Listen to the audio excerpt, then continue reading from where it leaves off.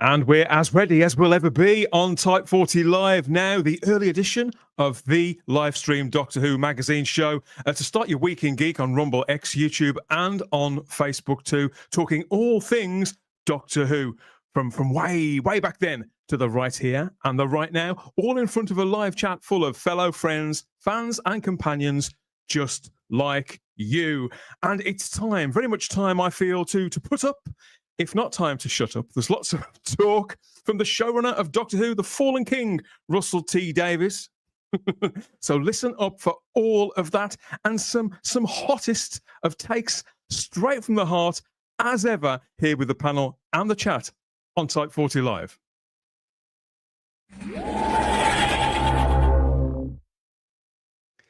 Yes, settle in. The bulbs are changed. They're changed and charged. Are we charged? Am I charged? The jury's out on that one. But I am Dan Hadley, Birmingham's king of the geeks, back for the start of a week of absolute and total mayhem. We don't even work on the show, but it's one of those, isn't it? Squeaky bum time, as they say in football. I'm reliably informed. So we're a few days away from a whole new season. Heaven knows this is going to hit. I don't know how this is going to go over the next 8 or 9 weeks, but we'll be in it together, in it till the finish. As always, when it comes to Doctor Who and Doctor Who fans. Speaking of which, we'll find out who you are in a few minutes as well. First of all, I'm going to fill up this console room, bring on the panel, and have a good old chit-chat here. First of all, I think now, I don't think if he's putting the hanging into hanging out this time, because I know he had a big night last night, or a big day. Our mate Luke Walters. Doing my best Matt Smith here impression, apparently. Like I nearly swore. Oh yeah, it's pure accident. Just give myself a giant bouffant. Yeah, busy day yesterday. Busy day. Filmed some extra bits for the Tales of the TARDIS Hooligans hour, special that's coming out in June, I believe, and then an hour later over filming Man United and Man City for the press conference. For the Derby game. Yes, the Quiff be very quiffing today. Charles, other Charlotte. And then War of the Worlds. It was War of the Worlds night, so we went to go see Jeff Wayne's War of the Worlds, which was absolutely fantastic and nearly gone a fight. Really? It was great. I had a great time. It was fun. I'm so glad you're talking about Russell T Davies as well today, because that's going to go so well for me. Jesus Christ. It's okay. I'll do the accent for you, mate. Don't worry about it. You just relax. Perfect. You want the volume, I'll bring the other kind of volume. I'm sure that won't be problematic at all. No, not at all. Not at all. I'll get accused of any kind of cultural appropriation whatsoever. Yeah, this is how I like this TARDIS, all properly lit up and a little bit moody. Speaking of moody, I wonder what kind of mood Charlotte Shields is in. I think she's always in a reasonable mood, unless you catch it after a new episode has premiered. I was waiting then for moody and it not being positive, but I'm pleasantly surprised. Hello, sometimes I talk myself into a bit of a cul-de-sac and then have to kind of power out. Hello, everybody. How was your weekend, Charlotte? Good? Well, I'm off for 2 weeks now, so I'm going to be in a bit of a fun chill. I'm going to get bits of stuff done, but it's nice just to have the batteries recharged a bit for a couple of weeks. Batteries recharged. All of this just so you can enjoy the new series of Doctor Who in peace. I'm not going to lie, my parents were like, it's on at the weekend, isn't it? I was like, yeah. My dad made me laugh. Buzzing. He saw a trailer for it, and I was like, oh, what did you think? And he just went, well, it's a bit OTT, isn't it? And I didn't expect that coming out of your mouth. OTT? Have you been watching the same show? Yes, of course it's OTT. It's Doctor Who. Yeah, episode 1, of course, coming to BBC One on Saturday from 6:50 p.m. Saturday, the 12th of April, 2025 on the iPlayer. A little earlier. We're going to be getting into a lot of that later on. I do like this picture. It reminds me of a box of Quality Street or Milk Tray, though. That's the only thing. There they are, the Doctor and Belinda there, stood ready. But is he ready? Our final panelist for this one. Let's have a look. Yes, he's here, and he looks like he's just coming in from the pavilion. In fact, and not a cricketing pavilion. The pavilion is just a little pub at the bottom of his road. It was happy hour. So I hope that David Milling is in some fit state. He's on mute.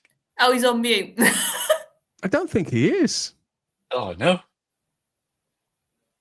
Oh, no, he's not. But there's, I don't think he is on mute, but maybe we can. He's not on mute. Now he is. Now you're on mute. You chip in when you can, David. Okay, so yes, I did want to speak to you guys about this, obviously, because it's not just time for a new season of Doctor Who. There's another premiere coming up as well. I'm well aware, Luke. But the thing is, one thing that always gets to me now about new seasons of Doctor Who is how little advertising we see for any of it, like proper advertising anymore. You have to really go out and look for it.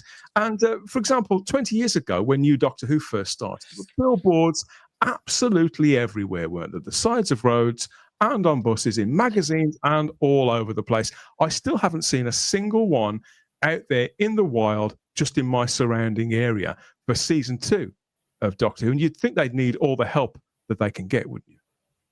Saw it today. First time I saw it today. There was a billboard in Manchester as I was driving back. Driving home from work this afternoon. So they had the poster that now I like because I'm wrong.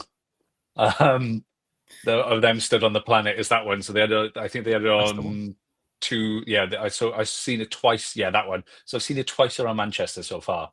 So yeah, really, really good. So testing 1, 2. Hey, there we go. Hello, sorry. I had a little bit of a disaster before I came on. My microphone has this little button that goes on and off, and I dropped it. So obviously it dislodged it. So there I am talking away like a complete gibbon, and you can't hear me. But I'm not drunk with my Russell T Davies hands. No.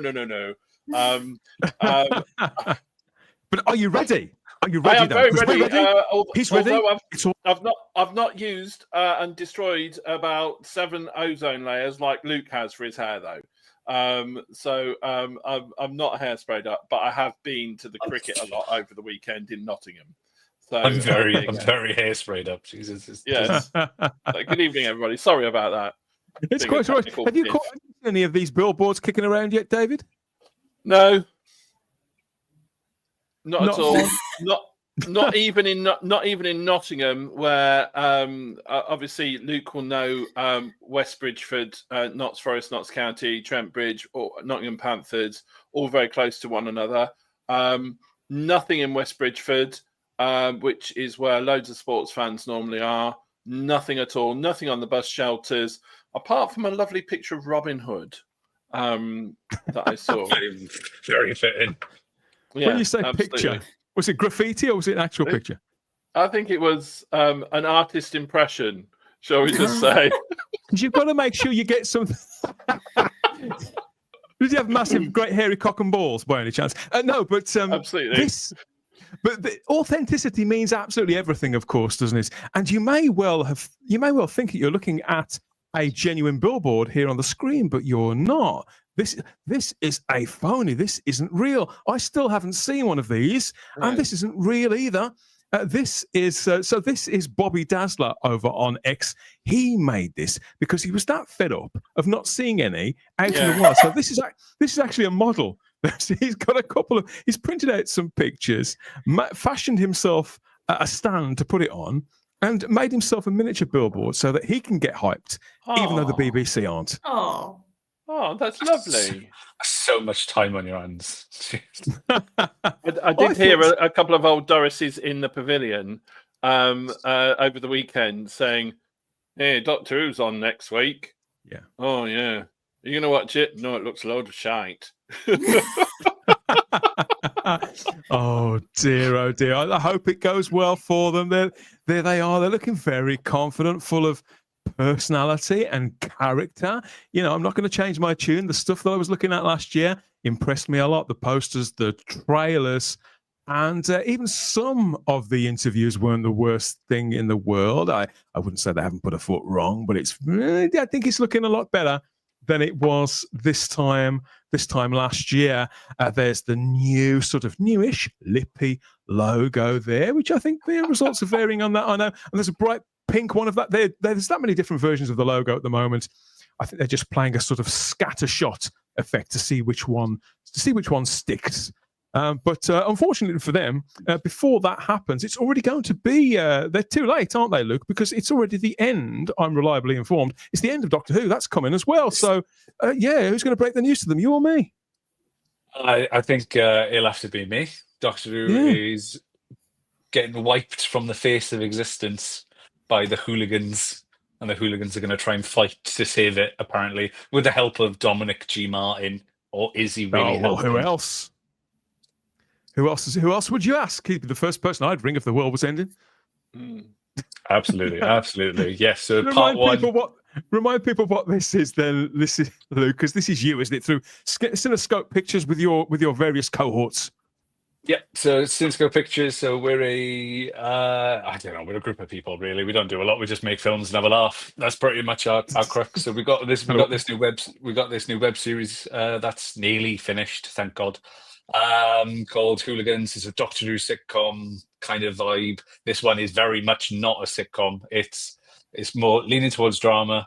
So we got one which is about a fan fiction. It's a sequel to the Time Warrior. So the Satarans come back, TARDISes, multiple doctors. We see one of the guys dressed up as Amy Pond because he gets kicked out of his flat and he has to earn a living, so he becomes a kissogram. Basil Brush is revealed as the one who writes. If it's going to be a big dog, then you've got to be a big dog.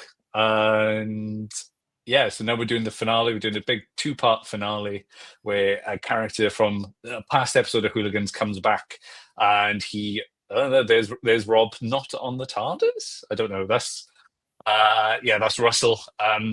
This one is about 2 characters, Rob and Billy, and their story about how Doctor Who gets wiped from existence. One of them remembers, one of them doesn't. We did not rip off yesterday, as much as people say it.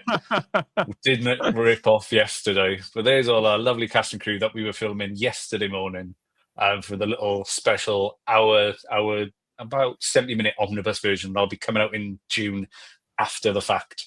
So we'll have a 2-part finale. April 1st is part 1 at 5:15, and then May 31st is the other one coming out again 5:15. So it should coincide with the opening and closing of Doctor Who. So yes, that's very fun. I can't wait to get it out there.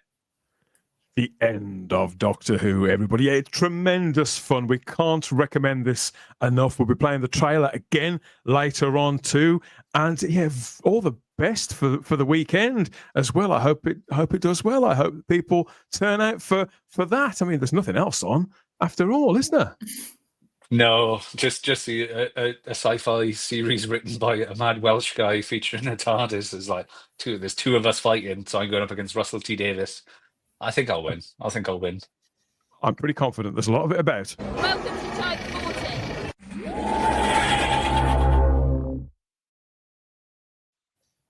Yeah, so I've been scanning social media and things this weekend to see what's going on out there in the Whoniverse, what fans are doing. And I was struck by this, David. Now, years and years ago, I was a member of the Doctor Who Appreciation Society. Got a lot of time for them, a lot of fondness for them. And I'm still very keenly awaiting this huge regeneration that they're putting together over the next 3 or 4 months before the DWAS is transformed, isn't it? They're doing away with memberships and all that kind of thing. And Tony Jordan has got a great vision for where he thinks he can take it. But of course, DWAS also put on several events for the average Who year. And there was one just this last weekend. It was a pretty big one too. Oh, a big one, but it was a one-dayer. So it was it was the Capital Cutaway event that was held on Sunday, April the 6th at POSC in Hammersmith. This is POSC. There it is. It's the Polish Social and Cultural Association. They're in Hammersmith in London, not too far from where Ian David Diaz hangs out. for his from his seat.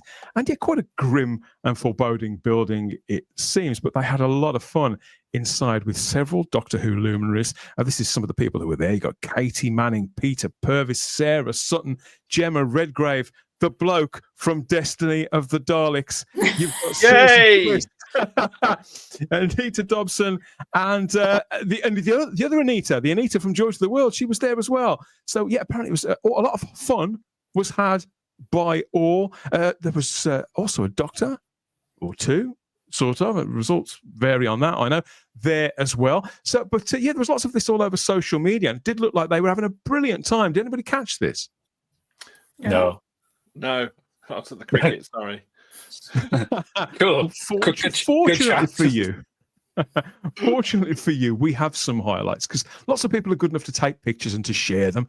There's first of all, there's the lovely Jo Martin there, who seems well, she's sober. I'll say this for her. It's not always a given at No, I've heard.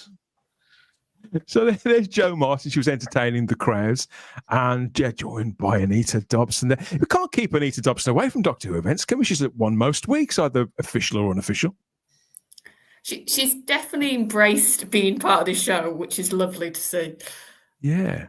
And if you If see her anything interviews, she's else, amazing. I think her career has taken a massive turn upwards because of Definitely. a positive involvement in it, and she's just been lovely. She's not gone off on tangents. She just said what a wonderful time she's had.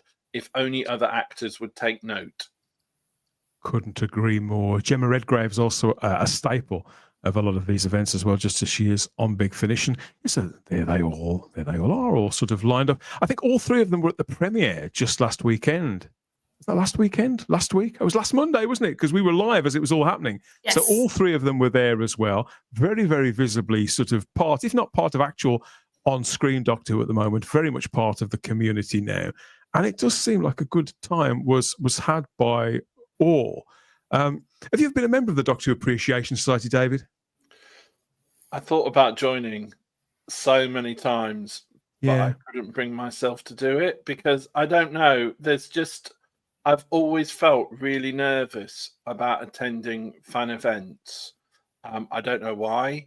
I just haven't been able to get over that initial anxiety of doing it. A lot of people feel that way. Yeah. So I've wanted to, but I then could never get around to doing it. So I don't know quite why. It seems a bit bizarre. I think for a great many of us, David, Doctor Who is quite an intimate thing, and the connections we form with it are very personal to us. And so if you've never sort of shared it in the real world, you're not alone by any stretch of the imagination, is he, Luke? Yeah, I knew this was going to be as soon as you met. Well, the last time I was at a Doctor Who event with Dan, I was violently hungover the entire time.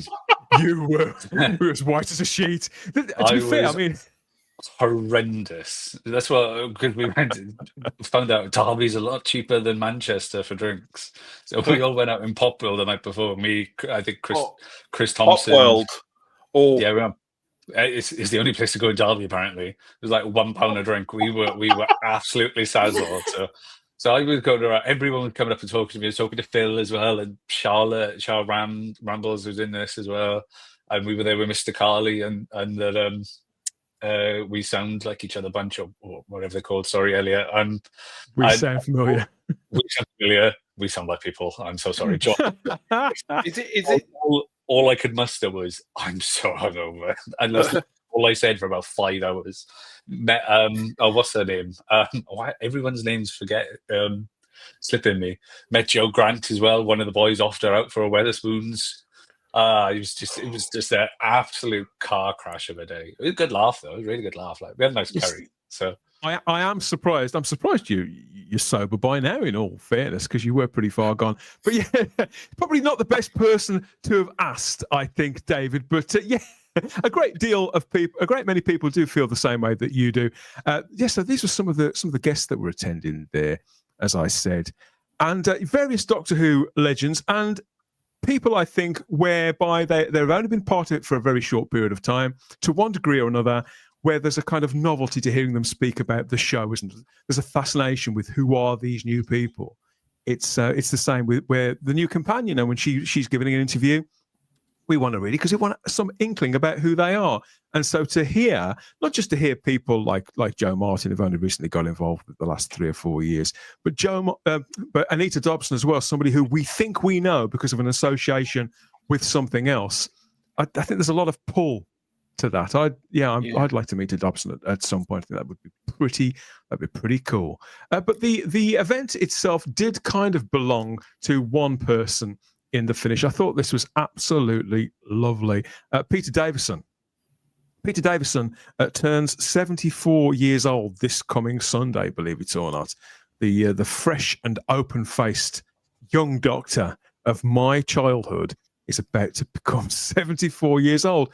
And he hasn't always been, I suppose, he hasn't always had the best things to say about Doctor Who. He spent a few years very much at odds with it. But now he's kind of up to his neck in it, really. If he's either recording Big Finish audios, or he's at an event, or he's something to do with Doctor Who somewhere along the way. And he really seems to enjoy it as well. So I was delighted to see that DWAS presented their Outstanding Contribution to Doctor Who Award this year at the Capital Cutaway event to Peter Davison. It seems, in one way, it seems like, why has it taken this long? Because Peter's obviously been involved in Doctor Who for most of his life now, for 43. It was nearly 44 years ago when he was cast, David. He was my Doctor. I do remember Tom Baker, very much so. And the first adventure I remember is Destiny of the Daleks on original transmission. But it was Peter Davison was definitely my Doctor. And I won't have anybody else say otherwise. I'm even wearing his jumper. You are.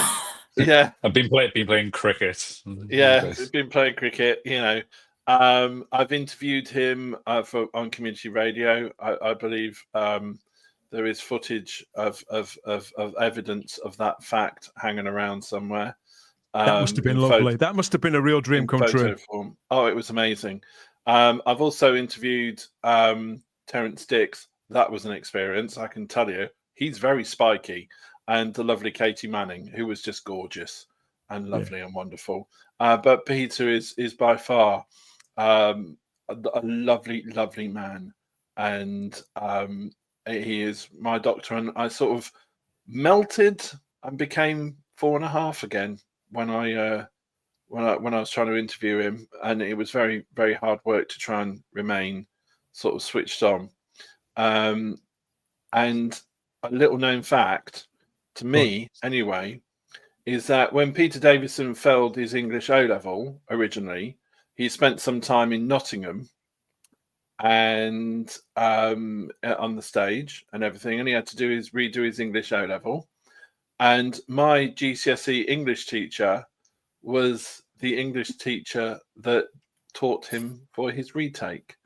So when she found out I liked Doctor Who, it was a case of, oh yes, I had to take Peter Davison, Peter Moffat, as his name was then, and I said, oh wow, Mrs. Rushforth's big hair, very sort of like Cruella de Vil type English teacher, used to scare the hell out of you. And I said, oh, what was he like? And she said, well, it was called Peter Moffat back then. And he was this sort of flouncy-haired actor type, and I just went, yeah, cool. But I actually said to Peter Davison, and at first he struggled to remember, and he just went, was that in Nottingham? I went, yeah. Sort of scary English teacher type. I went, yeah. He went, yeah. Well, this flouncy-haired actor was, in the end, quite a hit as the Doctor back in 1982, despite some of the press and some of the fandom, such as it was back then, being rather against him, having their doubts because of his existing on-screen persona, I think, as he was termed the wet vet in the press, very, very unfairly. But he was a big, big hit. The show's ratings actually went up in its new weekday slot, And despite all that, Peter never really got a big head, even though there is photographic evidence here that says otherwise. Things went quite well for him generally. He didn't stay with the part for too long. I don't think he stayed with it as long as he should have done, Charlotte. But how familiar are you with Peter's stuff, Peter's material as 20 stories? I've watched quite a bit of Peter because I find his Doctor is one of those Doctors that you sort of have to pay attention a lot when you see his acting, because on the surface, he's doing the sort of very sort of amiable, nice sort of personality. But if you actually listen to some of the line delivery and some of the way he speaks, there's actually that oldness, like that sort of, it's not a copy of what Matt did in his role, but it's like another version at times, I find, of that young old man in a young man's body sort of thing. And especially when he gets a bit short with like Tegan and some of the scenes, that's a grumpy old man having a go at somebody. But I also find I saw that duality right away, and you're quite right. Matt Smith did a version of the same thing. I never looked at it like that. Well, because I think with Peter, he didn't have these sort of the eccentricities of Matt and the oddities of Matt and the sort of childishness. Like I said, it was that sort of gentleman sort of persona. But when he gets when some of his stories do get a bit more raw and a bit more the chips are down, I find that you can see that goes. I'll always remember when he was him with Davros, like he's steely and he's harsh and he's sort of no nonsense, very much so. And he has to be in that story because of what I love about that story is it's basically the idea of how far can you push the Doctor, especially Peter's Doctor, until he goes, no, I have to break a rule, I have to kill, I have to do something that's usually I would absolutely hate. And that speech that he gives to Tegan when she's trying to convince him to stop, I think it's incredible acting of him. I suppose it's similar to Troughton in the sense that you've got someone who in his case is outwardly quite comedic, and so when he's pushed to the limit there, and it has to take really decisive, almost cruel action, it's like, whoa, this is really serious. And you're quite right to push the nice Doctor to the point where he would take up arms and make some really difficult, harsh decisions. It's never not powerful, is it? And I think as well, because he was the first one that grew up with it.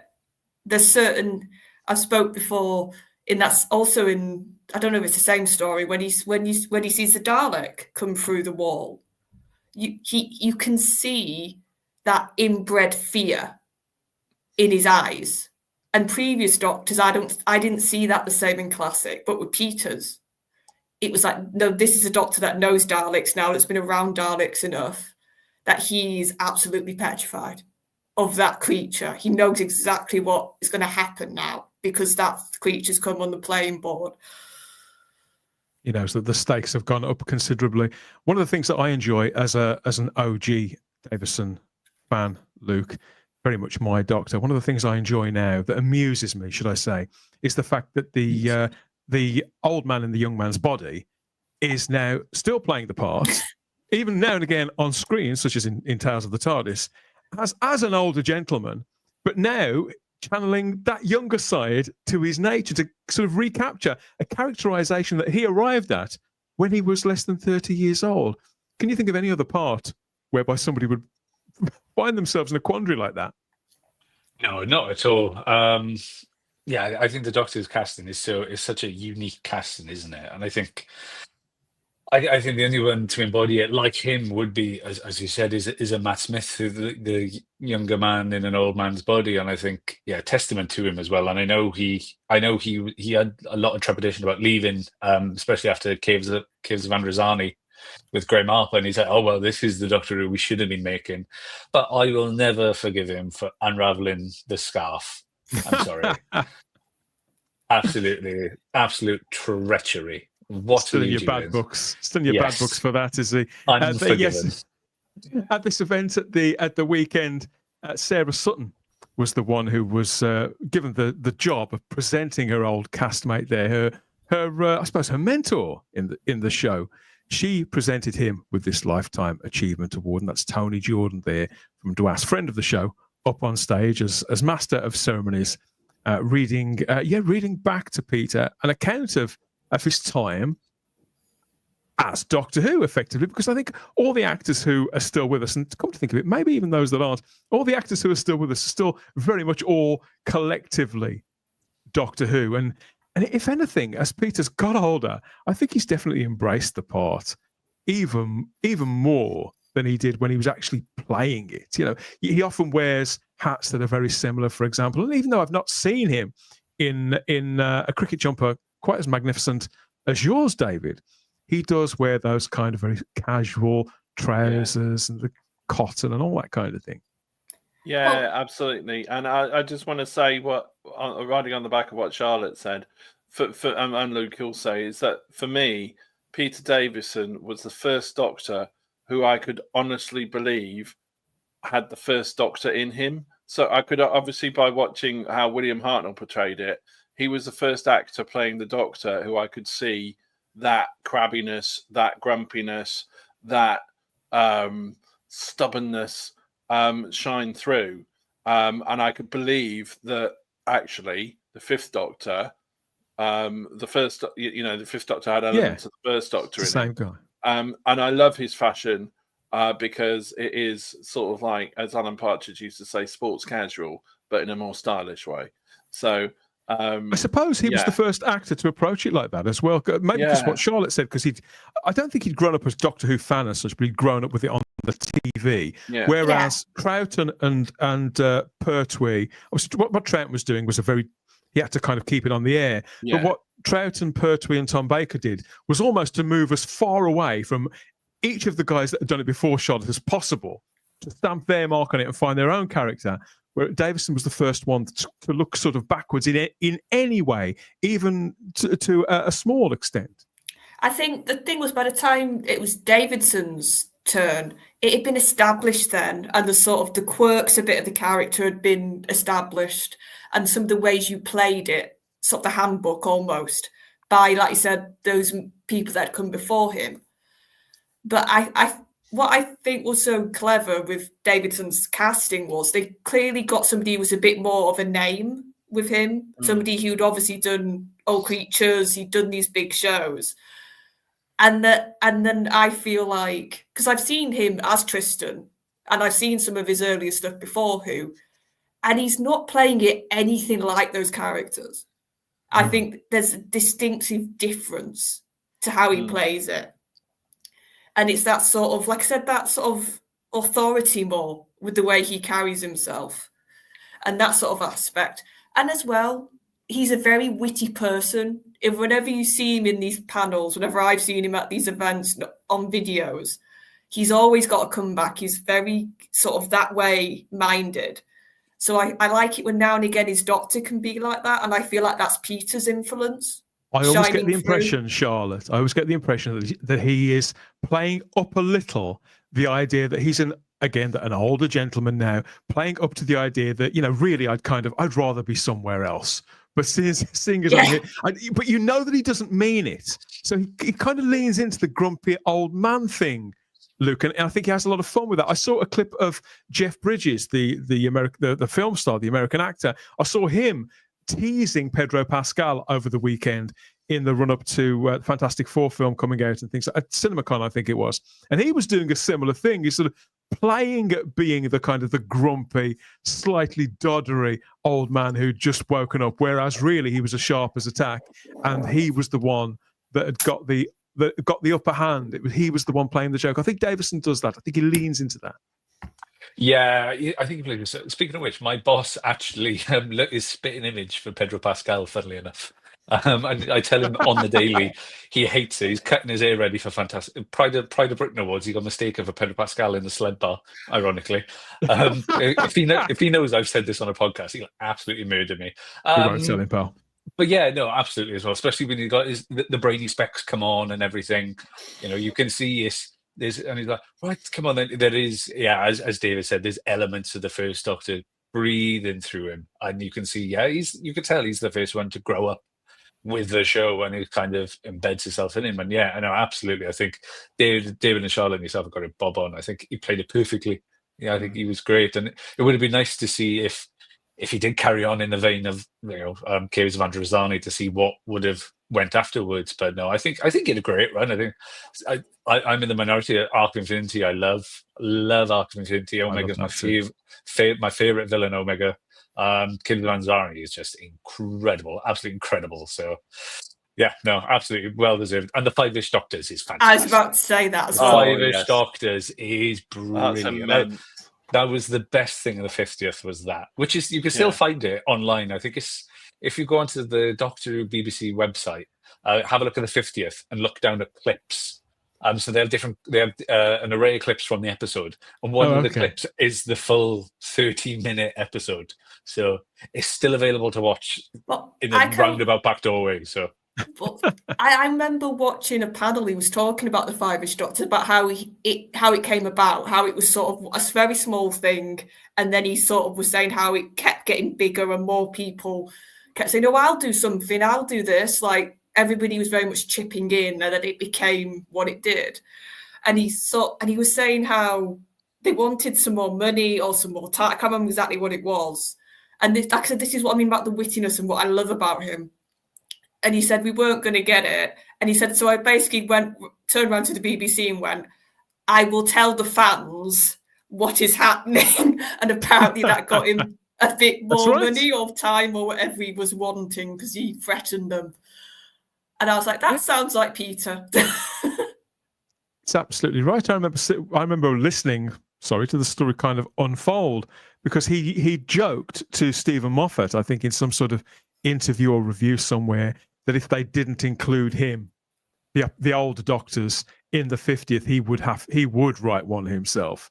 And so it was a kind of long-running joke that took place over a 2 or 3 year period.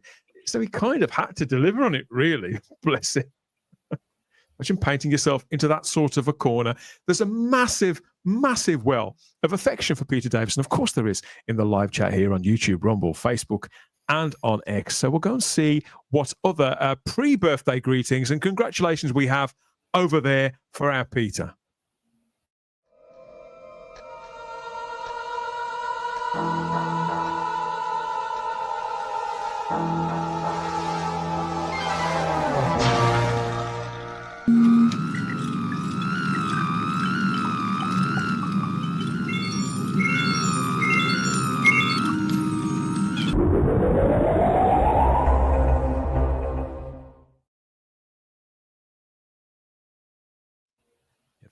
The gang's all here. Congratulations again to Peter Davison for his contribution to Doctor Who award there from the Doctor Who Appreciation Society.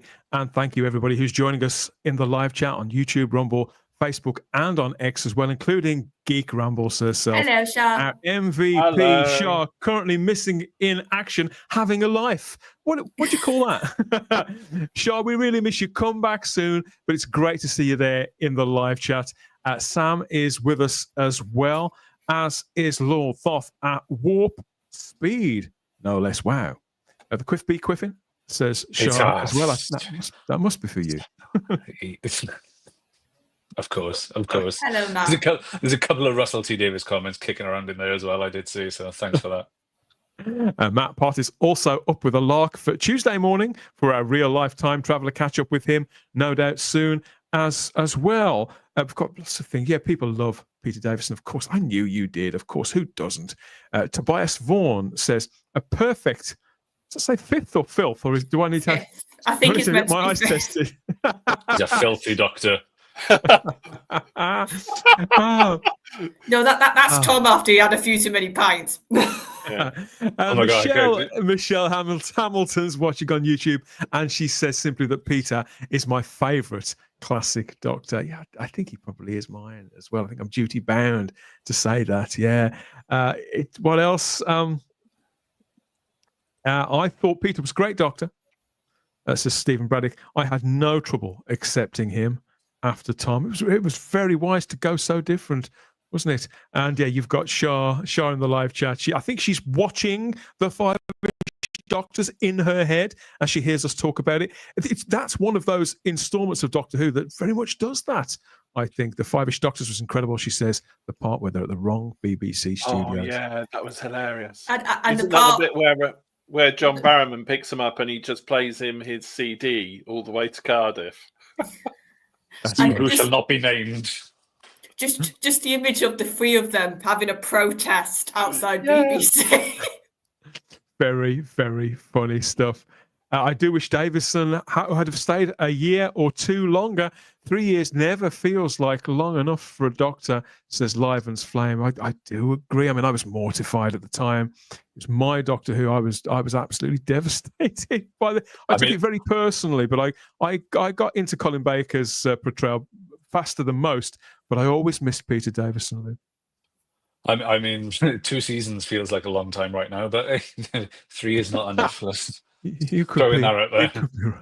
You could I be cried right. when he became Colin Baker. I was only 7, and I was a very sheltered boy, and I was absolutely distraught. I was in tears, absolutely in tears when he changed into Colin Baker. But I think Peter Davison was as well. To be fair. Yeah, and also to be fair, probably at that point, that was the most traumatic regeneration they'd done. Like, yeah, like it was the fact scary as hell. But also the fact that, like, you literally saw him slowly die throughout that story. Like, there wasn't just like, oh, now's the regeneration bit. It was like, no, this is a painful regeneration. Yeah. This is one that's going to really do the Doctor in. We have more Type 40 panelists in the live chat, including Gary Akers, who says the move from the almost superhuman 4th Doctor to the very fallible 5th Doctor was a smart move. It was the only move at that time. Otherwise, the series would have expired, I think, really quickly. Even a character like Collins couldn't have followed Thomas or Sylvester's, come to think of it. I think it had to be something like this. Richard Brooks describes as a young adventurer with lifetimes of experience, a great combination. He wants to explore and see everything, but he has to fix things all the time. That's absolute poetry. I mean, a lot of these things we arrive at after the fact, because obviously the show, they just wanted to keep the show on air, didn't they? That was the trick of it, and to find a novel way to move it forward where it didn't feel like the same old. Lots of people have got their favourite moments. You talked about Arc of Infinity a moment ago, Luke. Resurrection of the Daleks, Charlotte, and Caves of Androzani. We all of these, they all get name checked. For me, with Davison, there's not a single story I don't like. I'd be here all night. But Darren Bradley mentions a particular scene from Kinder. And that's just one example here. People do wish that he'd have stayed for longer. I think that's a fairly common thing now. But at the time, it was a slightly different story. I think that people were caught up in the excitement of it all. Matrix Lord 212 says, I love Peter Davison's 5th Doctor.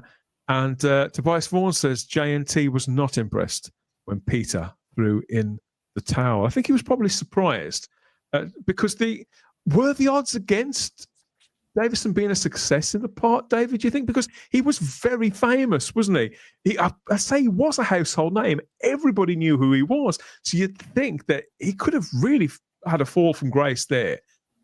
He could have done. And probably one of the worst things the BBC could have done at the time when he was cast is that they marched him up to Birmingham. Sorry, Dan, to put him on. Very dangerous thing to do. Yeah, I know, especially with all the rubbish at the moment.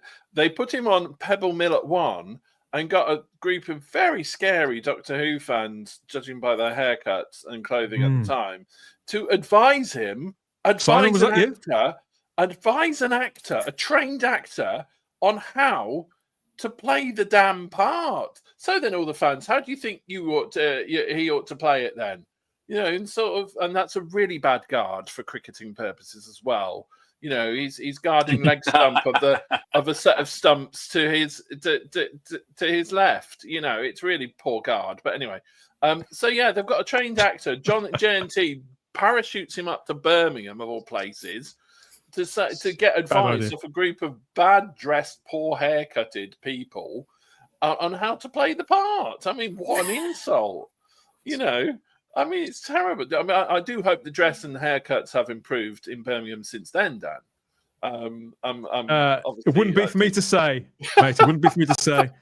Our hair expert is now Mr. Luke Walters, of course. Yes, absolutely. Lovely quiff.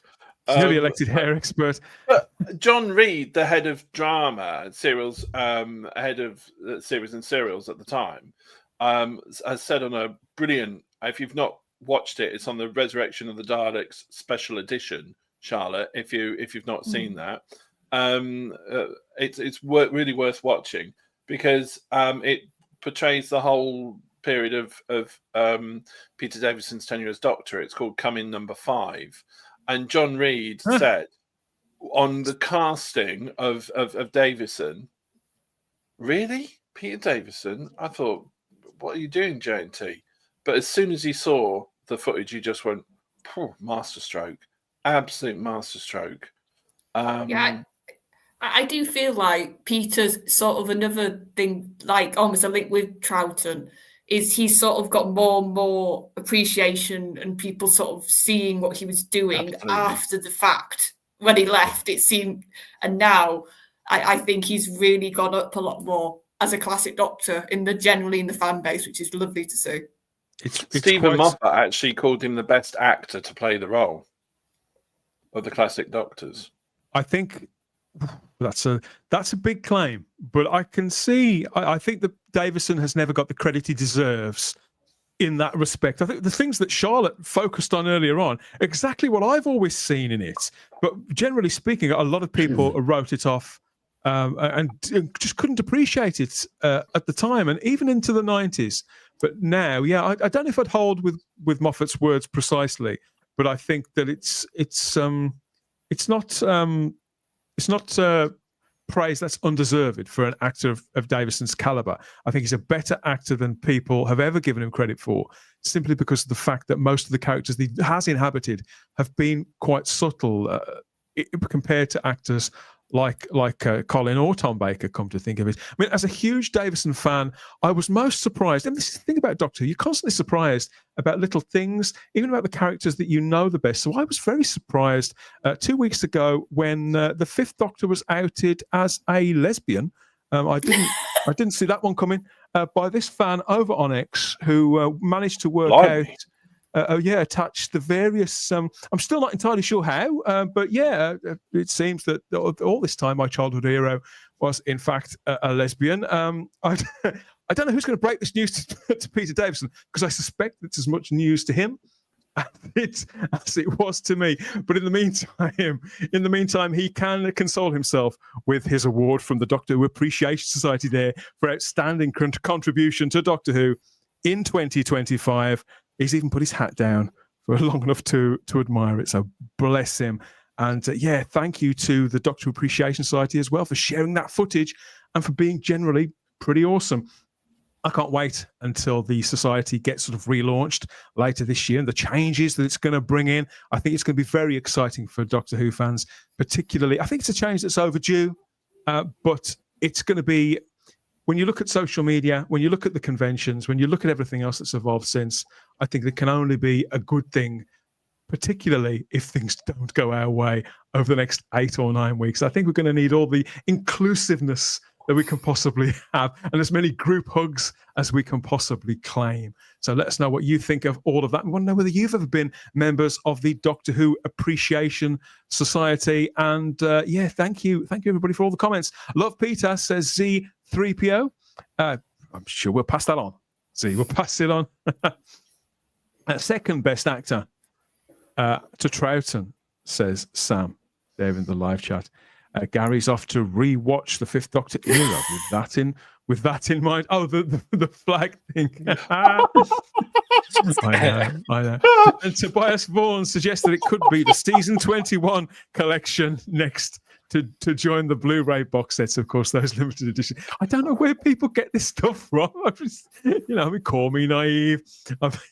I've got more vanilla than walls myself, but we've got Black Orchid is fun. Doctor Who does Agatha Christie, says Tobias Vaughan. And Dom goes another Black Orchid fan there. So yeah, I think it's fans. It's like every year, isn't it? You'll find people who love it, people who hate it. Story for story for story. That's one of the joys, I think, of Doctor Who. Speaking of Doctor Who legends, this legend here, this legend, Waris Hussein. Everybody, now Waris has been on the radio this evening. So this was just before we went live. He was on Front Row there. That's the BBC Radio 4's live magazine programme, which covers the arts, literature, film, media and music, presented by the lovely Samira Ahmed there. Massive geek, huge Space 1999 fan and a Doctor Who fan in her own right. And yes, he was there this evening on Front Row interviewing Waris Hussein. And yes, she shared it on social media here, calling him a brilliant, pioneering film and TV director. And he's going to be talking A Touch of Love. So I think that was his movie, wasn't it? That was a movie that he directed back in the 70s, I think. And yes, possibly Doctor Who. So there's a link in the description of the video, so you can go and check that out after we finished with the live stream, of course, and see what Waris has to say. It's always good to see him. This would be a proper interview, I would imagine, not the thing that was in Doctor Who magazine recently. It's good to see Waris still looking so well, and people giving him the kind of credit that he deserves over 60 years after he was such a massive contributor at the beginnings of Doctor Who there, Charlotte. Yeah, no, it's nice how there's people like Waris and other people from very early are now starting to be a lot more visible and doing interviews and sort of saying their sort of stories from the time.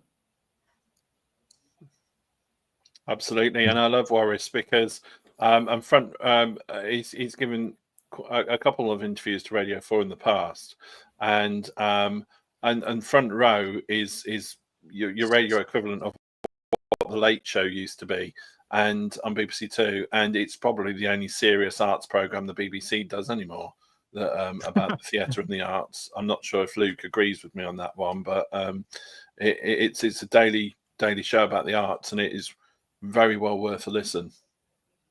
I used to love BBC 4 when they covered a lot of that. When Mark Lawson used to do those long form interviews and things like that, I used to love it, but apparently it's a shadow of its former self. Yes, Samira Ahmed is a massive, massive geek, a big UFO fan too, says Anthony Parkinson. Now, Samira was invited to take part in Doctor Who Podcast Day. So this was, in fact, I've invited her both times. And each time she has spoken to me, but she's chickened out of actually coming on and being involved. So maybe the third time will be the charm, because this year it is the third annual Doctor Who Podcast Day. We got, Type 40 and Type 40 Live is very much ground zero for Doctor Who Podcast Day, I'm proud to say. And we got some representation this past weekend too at Awesome Con in Washington, D.C. This was where our various flyers, leaflets and paraphernalia was out there. And so I think that attendees have had sort of badges and had their pictures taken with our sign as well. So expect some more of that to be turning up as we get closer to the third annual Doctor Who Podcast Day. Can't wait to find out who will be involving in that and how. The first word on all of that will be here at Type 40 Live on Rumble, X, YouTube and Facebook as ever. So don't miss all of that. Catch up on Type 40, a Doctor Who podcast, of course, at our home feed at type40.podbean.com and across all major podcatchers. Our latest episode is an interview, a two-on-two interview. In fact, myself and Simon talked to Alex Storer and David J. Howe, the writer and publisher of Evolution of the Toy Dalek from Telos, that's just been published. So, they're very candid, as always, very open about the creative process that went into putting that book together. And we had a few laughs as well. So don't forget, go and get that in your ears across all major podcatchers. And as ever, there is an enhanced video edition here on the channel. Yes, it's absolute mayhem here at Type 40 Live over the next few days. Not just our regular Monday and Thursday editions. We've got more coming on Saturday for the big comeback of Doctor Who, of course, on BBC iPlayer this coming Saturday, and Disney Plus everywhere else. We'll be covering it almost as it happens once we've gathered our thoughts and sobered up. Luke, I don't know if the odds are in our favour or not. We can only imagine what the next few days is going to bring. Time for a break now, though, everybody. I think, as always, yes. Big space More golden faces and golden voices from Doctor Who's long and distinguished past here. Some of our legends flogging us all manner of everyday, well, household tat, really, from back in the pre-Amazon days. See which ones of these you remember, and we'll be back soon. Bye-bye.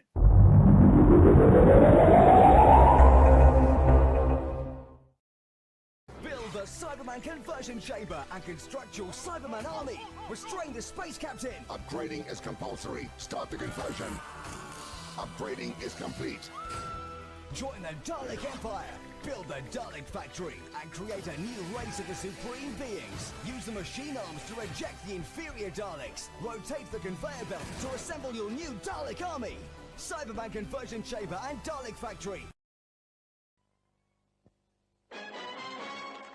Mrs. Turner, identify these pictures. Thick and meaty in a rich sauce. Brains faggots. Or they're double faggot burgers. Rice with pineapple cubes. Sweet and sour faggots. Hi. What other good food costs so little and lets you do so much? And here's your prize. Use your brains. Save money.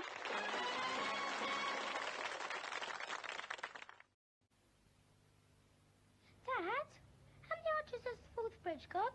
I don't know. You'll have to look it up. Hey, Liz, what's our postcode? You'll have to look it up, love, in the Thompson local directory. Please use your postcode. Then the letters you get back will be properly addressed. Make a note of it, Dad.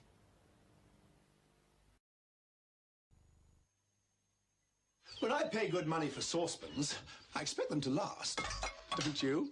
Now, Prestige Lifetime is guaranteed to last 10 years. And that means thousands of hours on your cooker and a lot of time in the washing up. That's why only Prestige Lifetime have thicker stainless steel bodies, solid copper bottoms, and real teak handles. Excuse me. You can put the dinner on. I'll be home in 20 minutes. For looks that last, it's Lifetime. Only from Prestige.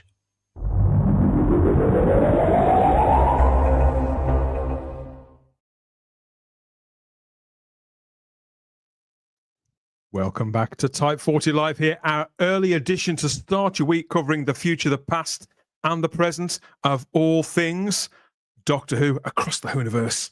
At the beginning of this really quite a crazy week, there's a lot riding on all of this, isn't there? Listen up, we've got a lot to talk about over the next hour or so. Back here with the panel as ever. So yes, I'm Dan Hadley, Birmingham's King of the Geeks. We've got Luke Walters here from Cinescope. We've got David Milling there. Yes, it's going out to bowl a maiden over later on, if you're lucky, before closing. The first time ever.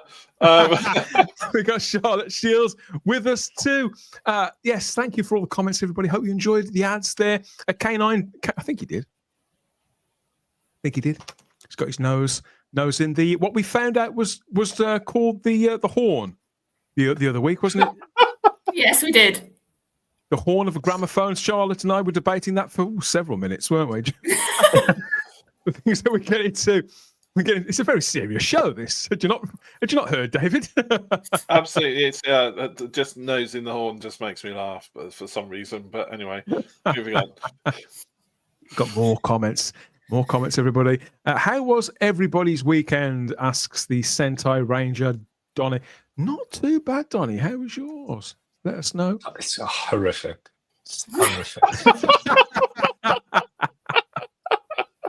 What was it this time, Luke? The football or? So I was, yeah. So I he's only got himself to blame, David. You don't. Yeah, absolutely. So we had a shoot in Warrington at 9. So we had to be here for 9 o'clock. We had to leave my flat at 9. So then we had to go over to Warrington to shoot, and we only had an hour to shoot 5 pages of dialogue between 3 people. And it's just a nightmare. Then we had to make sure we had to be done by 20 to 12.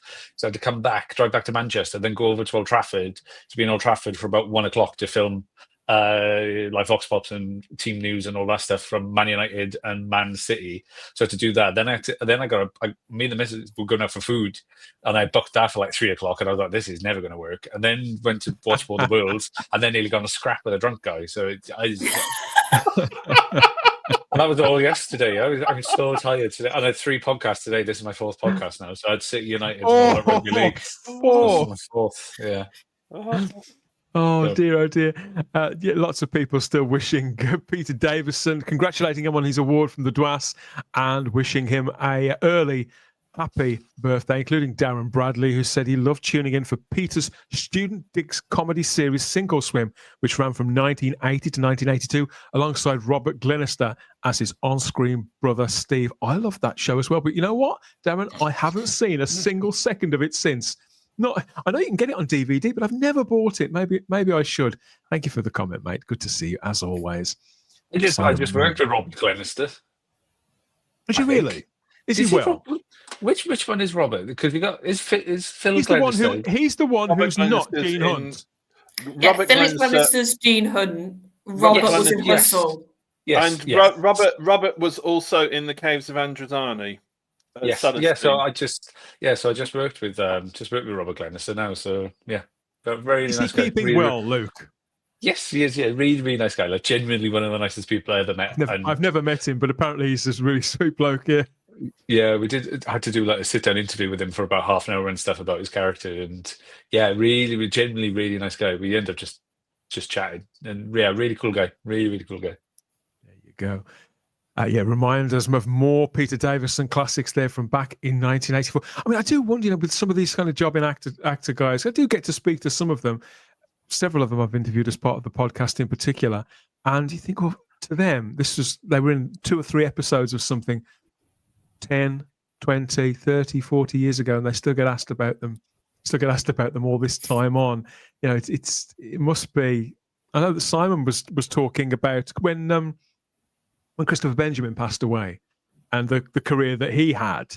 You know, and yet people spoke to him mostly about Talons of Wen Chiang after all that. You know, even after the Unicorn and the Wasp, people still talk to him about Talons of Wen Chiang.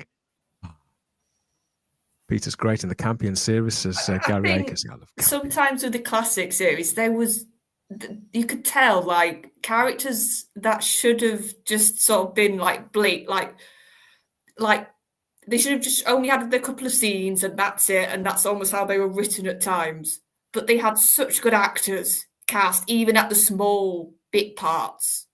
Nowadays, you probably would get somebody of not as much of a good quality, maybe actor. It was like, no, we'll still get these theatre like renowned actors which can have half a scene and everybody remembers that half a scene. I think Jago and Lightfoot are the characters that even had their own big finish for update, but they were great as well when they first started. Those brilliant characters written by Robert Holmes and brought completely to the life by the actors who played them, Christopher Benjamin being one of them. And it's just absolutely. And now that would even be cut from one of Russell's scripts. Two characters like that.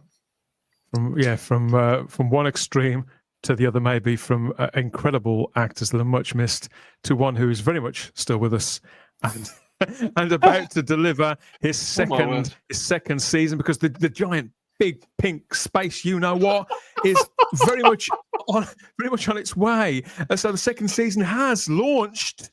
We just haven't seen any of it properly yet. We're how many days away? 6 days away from the first episode screening to a global audience. So that's when is it? Yes, it's April the 12th. That is April the 12th so it's 8 a.m. in the morning for those brave enough to watch it over their breakfast. 8 a.m. in the morning, and it's on Disney Plus globally with BBC One at 6:50 later that evening. The pressure is on for the fandom. Heaven knows how the showrunner is holding up on the strength of a couple of videos that we saw last week. Not great, to be fair, not great. The Twice showrunner has been speaking quite a lot over the last 10 days or so, more than he has in several months. Under the circumstances, that's probably not that surprising because things aren't going very well, are they? I think that was very evident by how he was just the other day. It's not all been bad news, though. They were able to dispel those rumours which we reported on that the TARDIS set had been struck. We now know categorically that it hasn't. It's still standing. Screen Alliance shared this the other day about their very exciting visit, it says here, to Wolf Studios yesterday. So yes, it's very much still up with lots of dignitaries there. I mean, I'm not sure if any of them really know where they are, but they look kind of impressed. They look like when you take your kids to Cadbury World. That's what it reminds me of. Yeah. Never been to Cadbury's World. A bunch of striking farmers meeting with Nigel Farage. Luke will know about this. It looks like that one business that has made a mistake in sponsoring a Premier League football match, and they're all having their photo taken with the referee. They don't quite know why they're there. Yeah. Do you know what I mean? Bless them. At least it's still standing, but yeah, no, I get it. I mean, Will's just said. I think there was the Japanese ambassador come over actually, and he had a whale of a time. He learned the anthem. He was eating Welsh cakes. He went to the rugby. That was great. They didn't take him to the TARDIS though, did they? Jeez. In for a penny, in for a pound. Russell took the opportunity as well to have his own kind of hero. This looks like a picture from the new Iron Man movie or something. His own heroic picture taken there. This was from his own social media over on Instagram.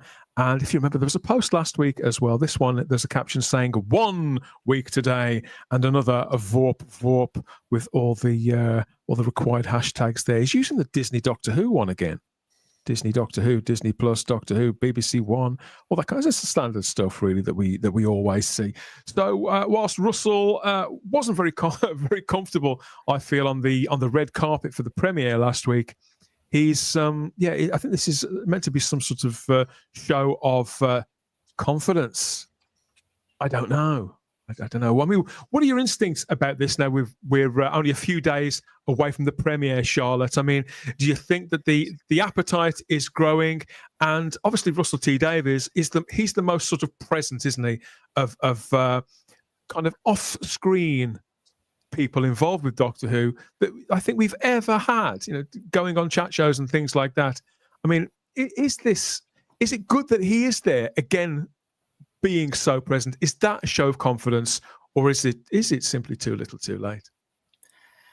Well, it makes sense that he's usually the one on the chat shows and stuff because actors have the stuff they have to do, whereas your showrunner is pretty much usually available to talk, and Russell likes to talk, so that's probably why as well. I wouldn't be surprised if some of it is a little bit of posturing because of, like we all said last week, that footage of him getting asked about the future, he did not look confident. He didn't sound confident.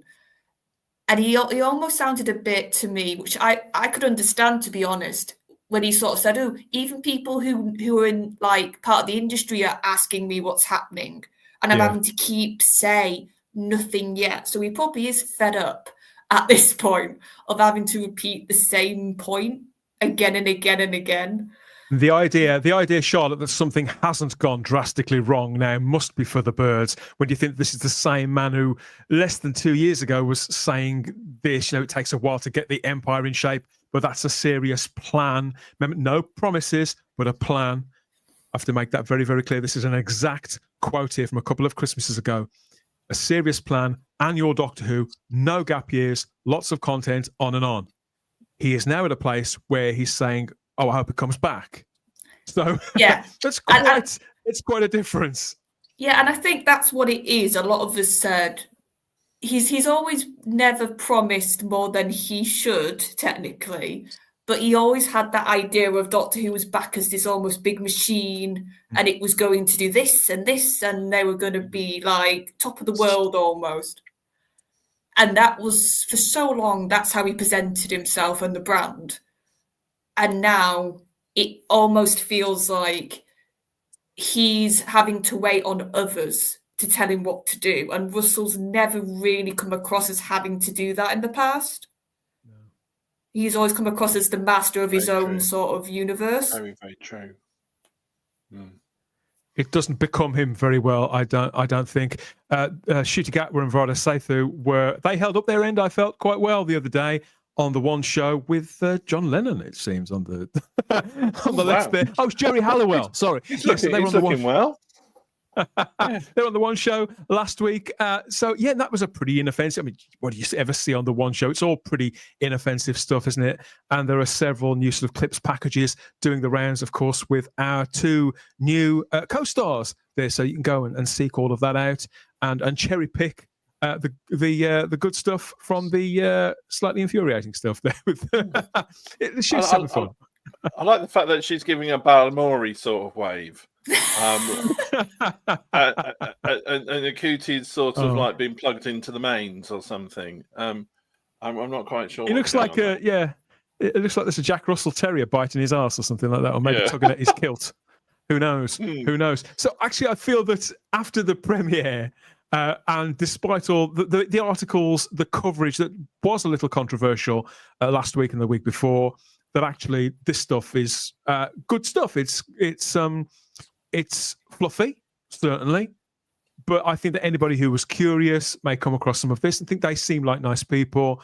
I kind of want to see who they could be playing, what the dynamic's like, and maybe it will sort of jolt some life into the potential British homegrown audience. What it will do internationally, I really couldn't say, because as far as I know, Doctor Who is still very much a dead duck in America, which is extraordinary considering last year, but apparently that is very much the case. It launches this weekend with the Robot Revolution, episode 1 of season 2 by Russell T Davies, and that's the one with all those big sort of giants, kind of Fallout looking robots, and Ncuti with a kind of mini afro on the go. Looks intriguing. We've seen some trailers. I'm trying not to watch too much because you can piece together the plots of these things if you watch too much, can't you, Luke? Yeah, I think Russell has come out and said, hasn't he? So he said if you want to avoid spoilers, watch episodes 3 and 6, not 3 and 9.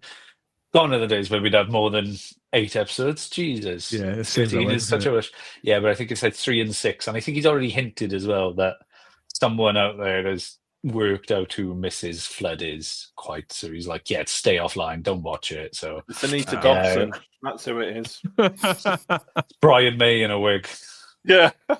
I to be fair, for the Interstellar space one, I hope Brian May is in it. That's the one thing I want.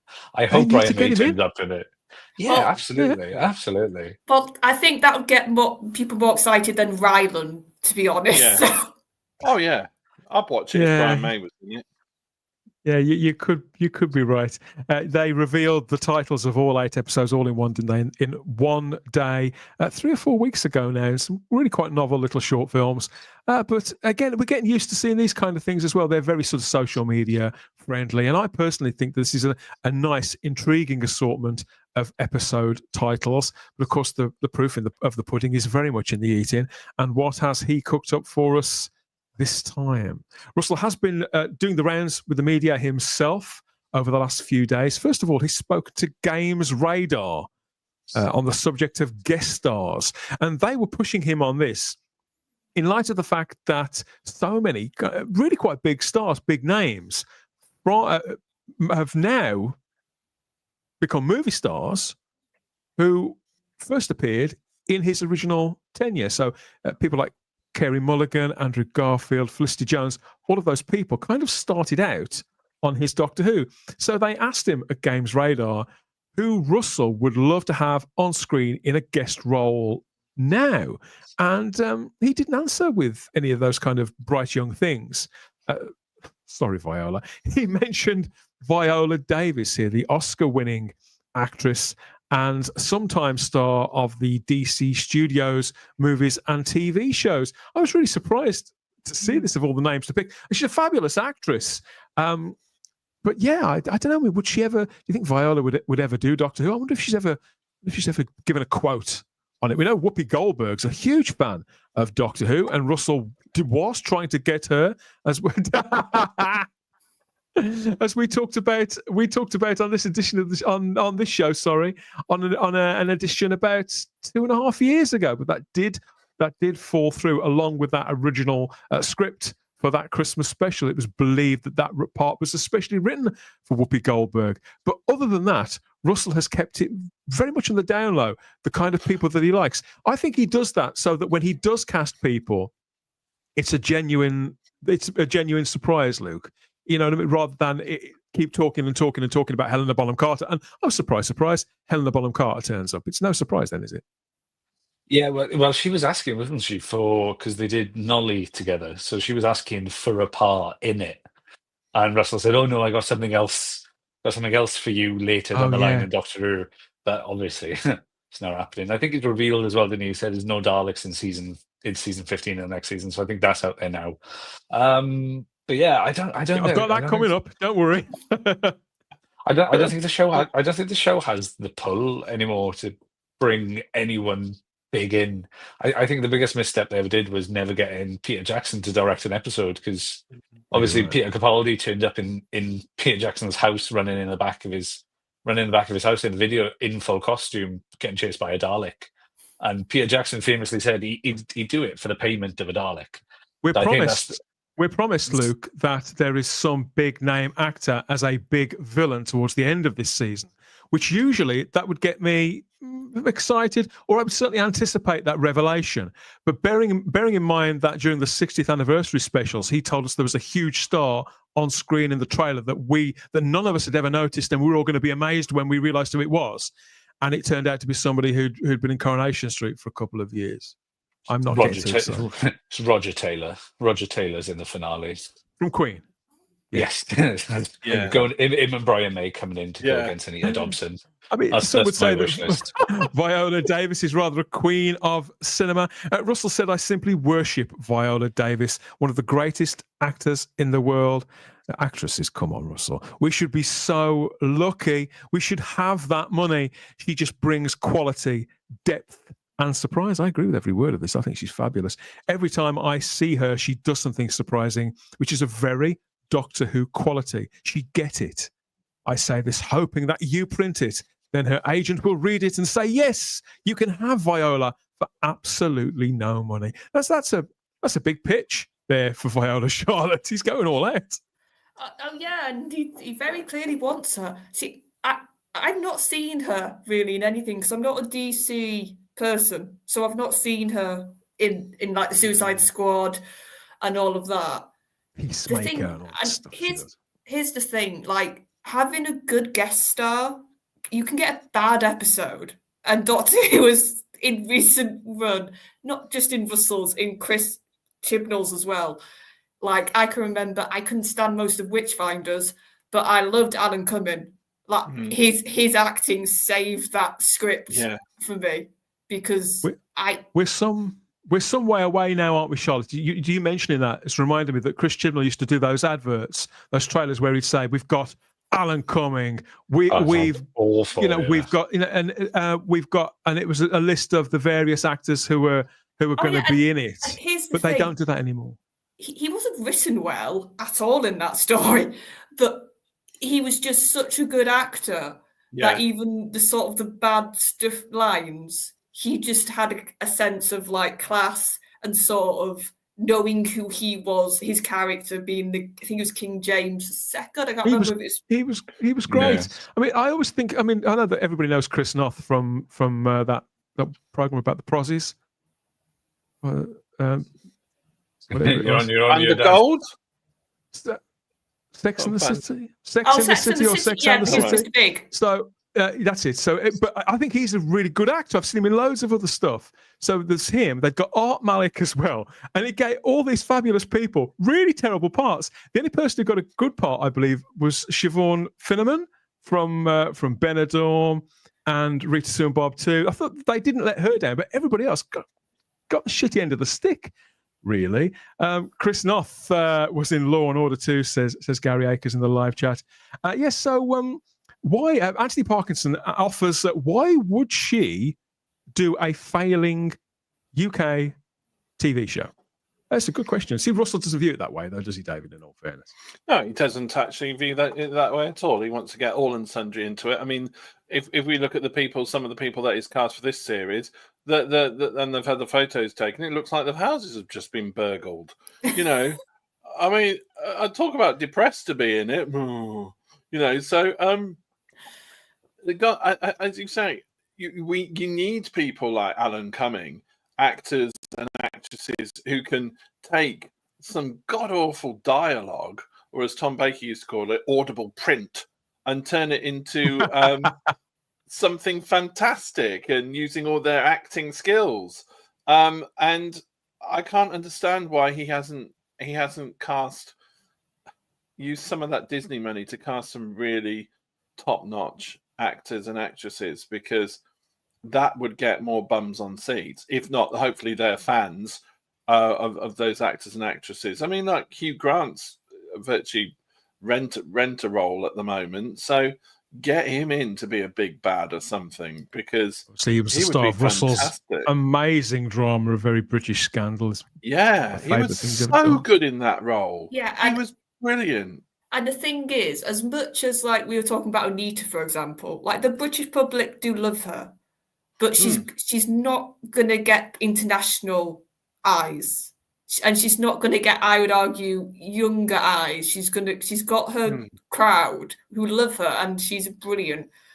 And like she's another example of I think she's been written terribly in this run, but she's a very good actress. So when she gets given enough stuff, she chews the scenery and goes for it. So it's entertaining. Yeah.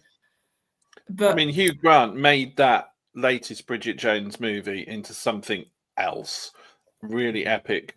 He took it was an okay film, but Hugh Grant in that role just and he went places with the character that the character's never been before, and he just stole the show completely. And he would do the same with Doctor Who. Absolutely no problem. Would Meghan Markle be a good pick? Absolutely. She does nice jam. Putting past it.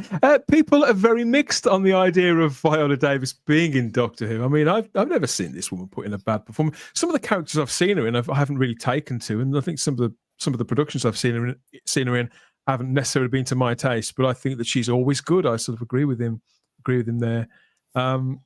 Chibnall, Tobias Vaughan says Chibnall is now hawking around a book, talking to sparsely attended events. Yes, I've seen that. Yeah, obviously I wish him the best of luck with that. I'm just glad I don't have to bloody read it. Viola Davis has a bomb coming on Friday with the film G20 on Amazon Prime. Yes, that does look horrendous. To be fair, it does look like she had fun making it, but unfortunately, they're supposed to be fun for us to watch as well. So I think that may not go her way. But she's done a lot of good stuff. You know, she can afford a stinker or two if she. No, yeah, you know my thoughts on this. I enjoyed some of the last series. I'm not gonna pretend I didn't. But yeah. I love that jacket. I need one, says Cheryl. Is it Viola's jacket? I don't know. So yeah, let us know what you think of that. I mean, is this just? It's obviously this is Pie in the Sky from Russell T Davies. It's good to be ambitious, though, isn't it, Luke? And to shoot for the sky, and maybe maybe Viola is a fan of the show, and if she hears of this, perhaps she'd consider. You know, stranger things have happened, haven't they? You know, Samuel L. Jackson, for example. You know, when George Lucas found out that he was a Star Wars fan. I don't think he wrote Mace Windu for him, but it wasn't far off. And it has happened with Doctor Who before, and it nearly happened. Of course, you mentioned Peter Jackson earlier. You know, they tried to make that happen, even though he's a director. They tried to make that happen. And you never know if this season does well. I mean, by all accounts, the trailers look better. The chemistry between Rada and Shooty looks better than it was with Millie and Shooty. Rada is a bit more seasoned than Millie as well, so we might obviously have a bit more acting chops. She's got pedigree with Star Wars as well, so you never know. We could be coming into this saying like, oh, this season is going to be horrendous. It could perform really well, and we're all have to go home tails between our legs, and season 3 comes out. I can't see it, but season 3 comes back, and they do manage to get, you know, I've been hopping on look what happened with Amazon. They course corrected Lord of the Rings, and Lord of the Rings season 2 is doing well. They're doing 5 seasons, so you never know with these things. All it takes is, from what I've heard from the production team, episodes 1 to 4 are incredible. They're better than anything from last season. So. You never know. You never know. So we live in hope. Sincerely, I think we all want the best for this show. And I agree with you. I've got a good feeling about the dynamic between these two, even if I feel that one of them may be doing slightly more of the work than the other. Maybe it will sort of weather Gatwa's performance a little, being opposite somebody who is, as you said, that bit more experienced. I think that's the ideal, isn't it? Russell T Davies carried on talking in his round of promotion. Next, he went to the Radio Times, of all places. Now, I believe that Radio Times have quite a big feature coming with him later in the week. So they obviously have given over 2 of their covers in the last 3 or 4 weeks to Doctor Who. The cynic in me says it's all in a campaign to get further fivers out of completist Doctor Who fans there. But he's been speaking to them specifically this time about the history of the show, about the legacy of the show, and about Doctor Who monsters, beasts, and dangers. He's told the Radio Times how he's moving away very consciously from classic monsters altogether. Obviously, last season, there weren't really any monsters of any kind, apart from those big sort of gelatinous blobs and the dog on the TARDIS. It was largely light on monsters, wasn't it? It does look like there will be more in season 2 on the strength of the trailers that we've had. But Russell has gone to great lengths, it seems, in this piece with Radio Times to spell it out. He says there'll be nods to the legacy, but nothing more, that he'd rather introduce new monsters and villains than rely on what is essentially, I suppose, like a rogues gallery of Doctor Who rubber monsters and gelatinous blobs and things like that. I mean, this will disappoint a lot of people, I think, David, and it could be seen as foolhardy too, given the fact that the first season, it's one of the criticisms that not just hardcore fans have had of it, but the general public too. You know, the odd 1 or 2 that you find who did watch it, you know, it didn't feel like Doctor Who. Where was this? Where was that? Where was the other? Yeah, and I think you're right on that, Dan. And to me, I don't like to be cynical, but I'm going to be. But I think it sounds to me like it's a rights issue. I can't get the Daleks because I'm not going to use the Daleks because I can't get the rights this time. Or the Nation Estate has said no, or the estate of Jerry Davis and Kit Pedler have said no. Or it just seems to me that it needs a little bit of oomph, this series of Doctor Who, because otherwise I feel that it could be a bit of a whimper without a classic monster. He has, though, in the past said, "Oh no, I'm not going to use Master, blah blah blah blah blah, because Master's woo woo, this, that, and the other boring." And then he ended up using him at the end of Series 3. So the thing is with Russell, he is a mastermind of deception and misinformation. So you cannot believe a word he says because he might be trying to keep it as a big surprise. But for me, we want to see the returning villains. Not every damn story, not every year, but it provides that little bit of excitement that, oh my goodness me, what's going on this time? And there's a bit of, and the publicity gets whipped up again and people get excited. And I can't actually remember the last time we were coming into it. Well, it was Jodie's time, but the last time we were coming up for a new season of Doctor Who, where I've just felt absolutely meh about it. And that's sad. Bring back the Mandrels, I say. Absolutely. Bring back the Crime Lords, for God's sake. You know, anything. Russell has said, yes, he said to the Radio Times, I love those references. It's like a living text, Doctor Who. You can't deny the fact that it's 62 years old now. So some could see that as a burden. I think Chris Chibnall felt very burdened by it. I think he more actually, overwhelmed by it. In fact, I think Russell has got a sort of healthier take on it.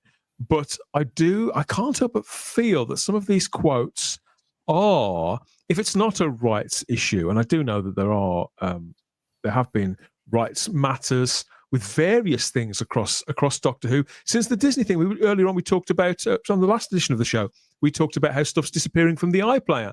So I know that they've had to be all over that, but I've never been convinced that this is a thing. I think this is something else. I think this is Russell.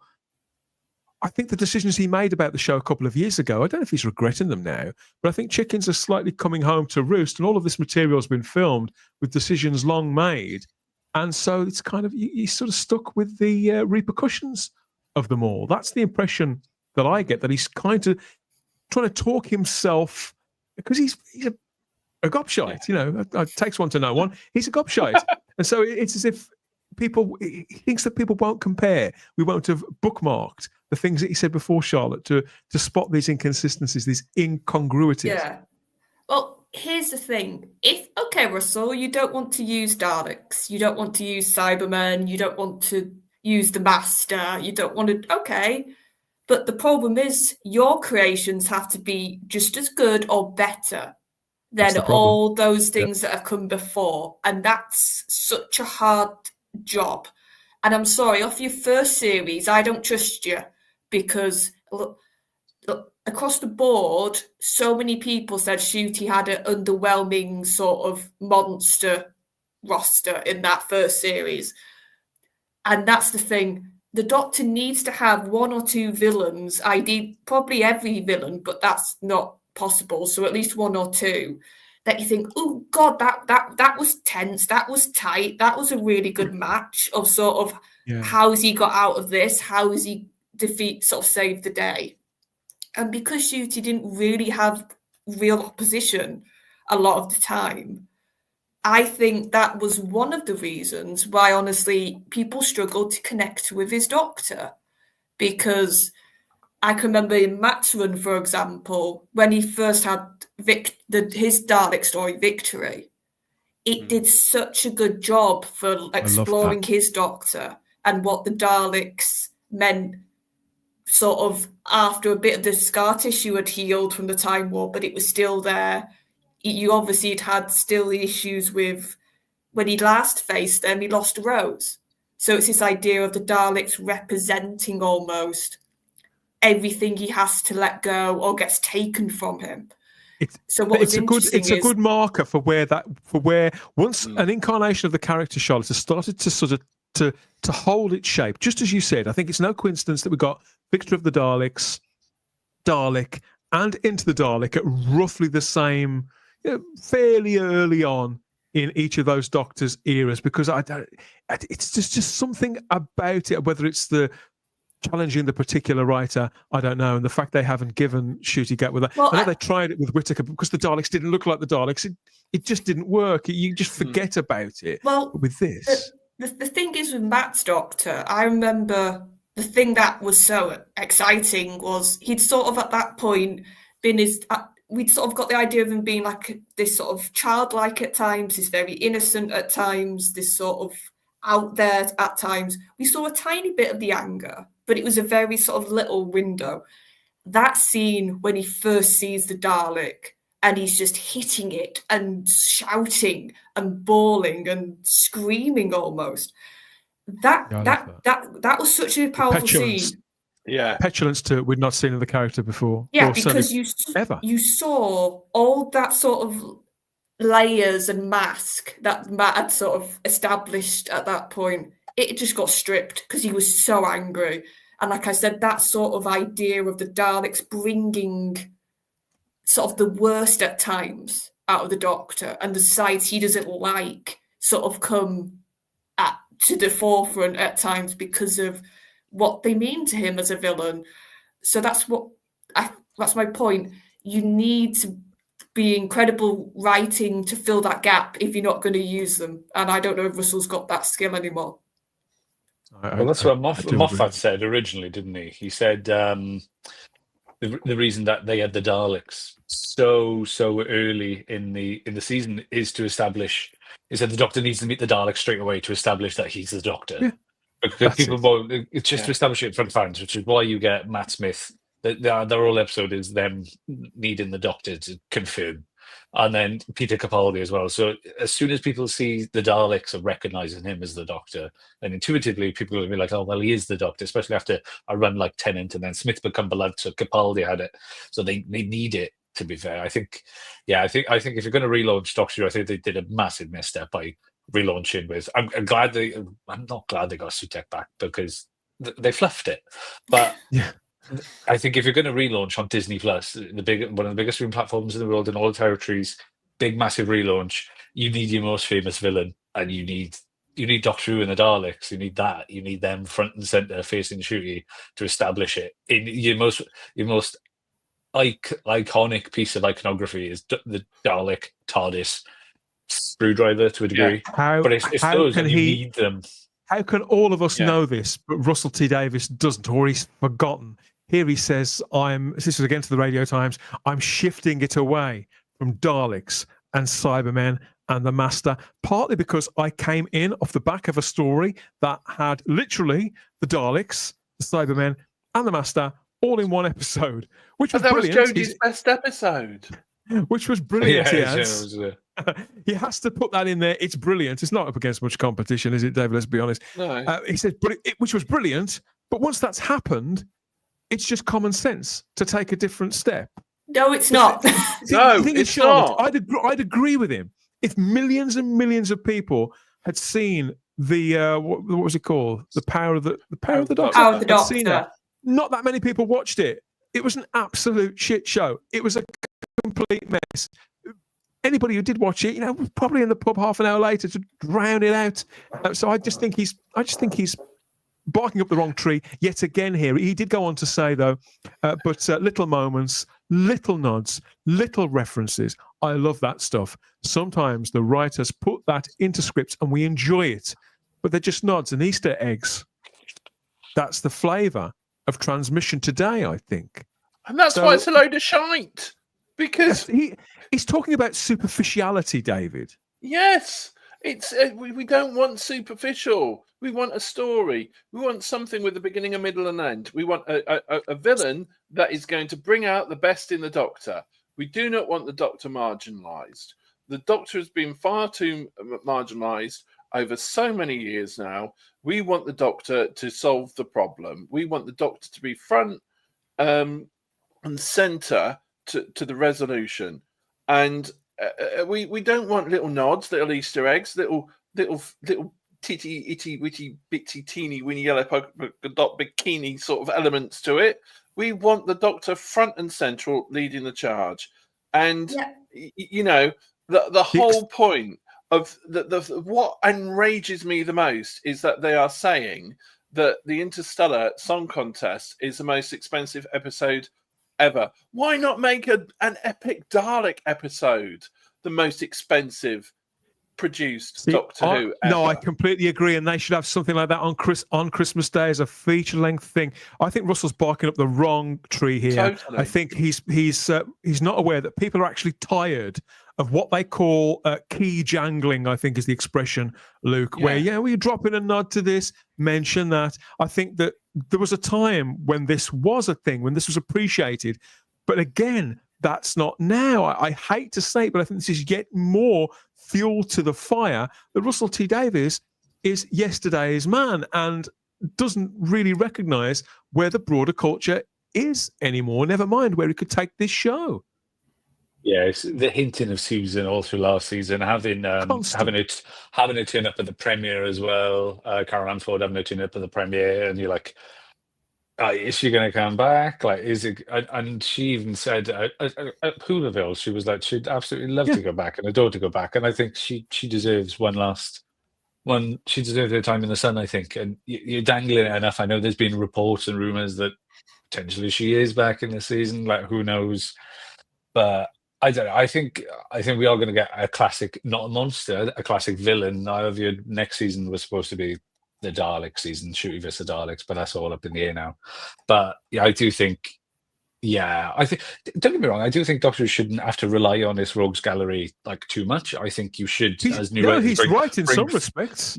Yeah, but I think you got to pay homage to what come before you, but also look to the future. So look at season 6. Season 6 did the Silence story very well. Silence were well received.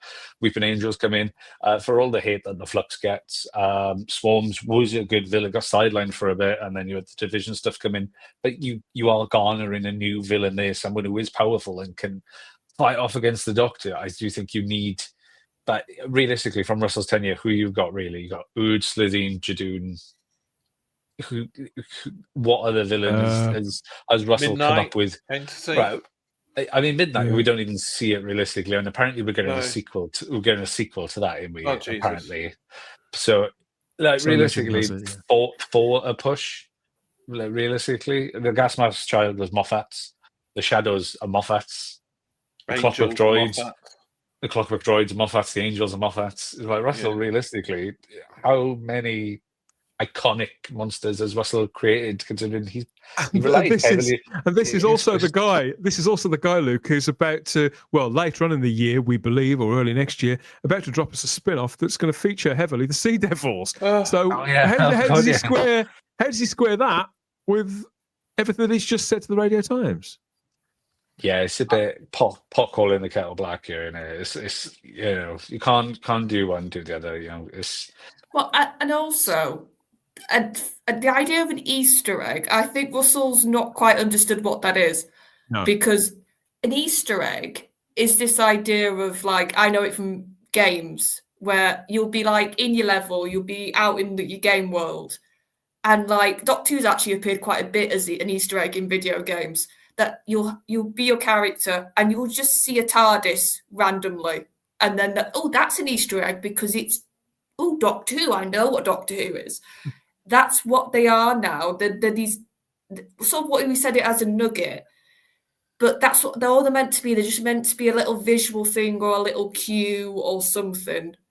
Those are the things, Charlotte. So the equivalent when I was a kid would be somebody like Little and Large or Russ Abbott or the Two Ronnies doing like a sketch about Doctor Who. It's very extraneous, very outward. Nothing. They shouldn't affect the actual main show in any way. And it sounds to me like this is the kind of, like, these things shouldn't affect the main show in any way. What they're doing and what they're not doing is a completely different sort of parallel culture. My point is, that's what Easter eggs are seen as now. They're seen as, like, fun things that fans can go, I know what that is. But you can't compare that to a Dalek. No. That's my point. You can't compare that to a Cyberman because they're their own entity that has got this sort of fan sort of love and history. And like we've all said, more importantly, a history to the Doctor. They're not just... here's a fun little thing that I can wink at. It's like, no, the Doctor in the Doctor's world hates these things because he's lost friends, he's lost family, he's lost his whole planet. So much of the power of Chris in that first run was when he did evoke stuff, the little bits he did to do with Gallifrey, because you could tell there was pain and he didn't want to talk about it, but it had that effect on him as a character. So I feel like the way Russell was talking in those quotes, because he's talking about the history, but using terms like Easter eggs, they're not, you can't equate the same thing. It's insulting in a way. Yeah, that's what I'm getting at. Yeah, it's really insulting because it's not, the issue is not with the Daleks. The issue is not with the Master. The issue is not with the Cybermen. It's how you bloody well use them that is the issue. And if you can't, and the fact is, if you're going to use them as a bit of an odd and a wink and a bit of an in-joke and a bit of a thing, you're destroying the program and its heritage and its history. So if he can't, if it may be the issue that he can't dream up a script good enough, which is the most probable reality in the whole thing. But the thing, it's not, the issue is not the monster.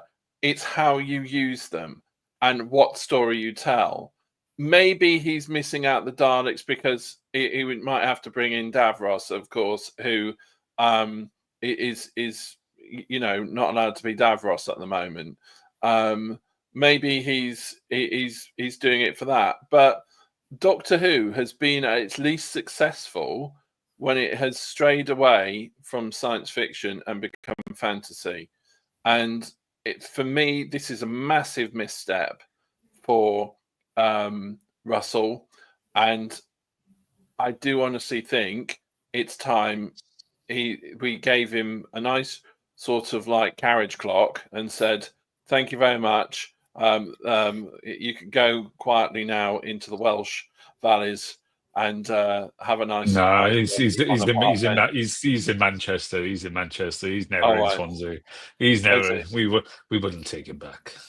Okay, I mean, looking back to Russell's comments to Games Radar about the actress Viola Davis that we mentioned a moment ago, you may be surprised to learn that when pushed on which part he would perhaps cast her in, Russell did suggest that she would be great as a new incarnation of the Master. I'm not sure what he says. Oh, you don't. His exact words here are that you don't cast an actress like Viola Davis and put her in a corner. You give her a big role, like so I'd make her the new Master, that kind of thing. After just saying he's not going to use the. Okay, yeah, that makes sense. This is all coming out of the same lips from the guy who said all of this. Obviously, the most recent Master was played by Sacha Dhawan there, and in the 60th anniversary specials, mentioned by the toy maker as that he'd had him turned into a gold tooth, which then goes astray, doesn't it? The somewhere about halfway through the giggle, is it something like that? Halfway through, 3/4 of the way through. So there's obviously something there that he could pick up on if he chooses to, but I think it was a way of kicking the ball down the road a little bit, kicking the can down the road. I don't think he's got any serious intentions of doing anything with the character. It seems that ship has also sailed. Yeah.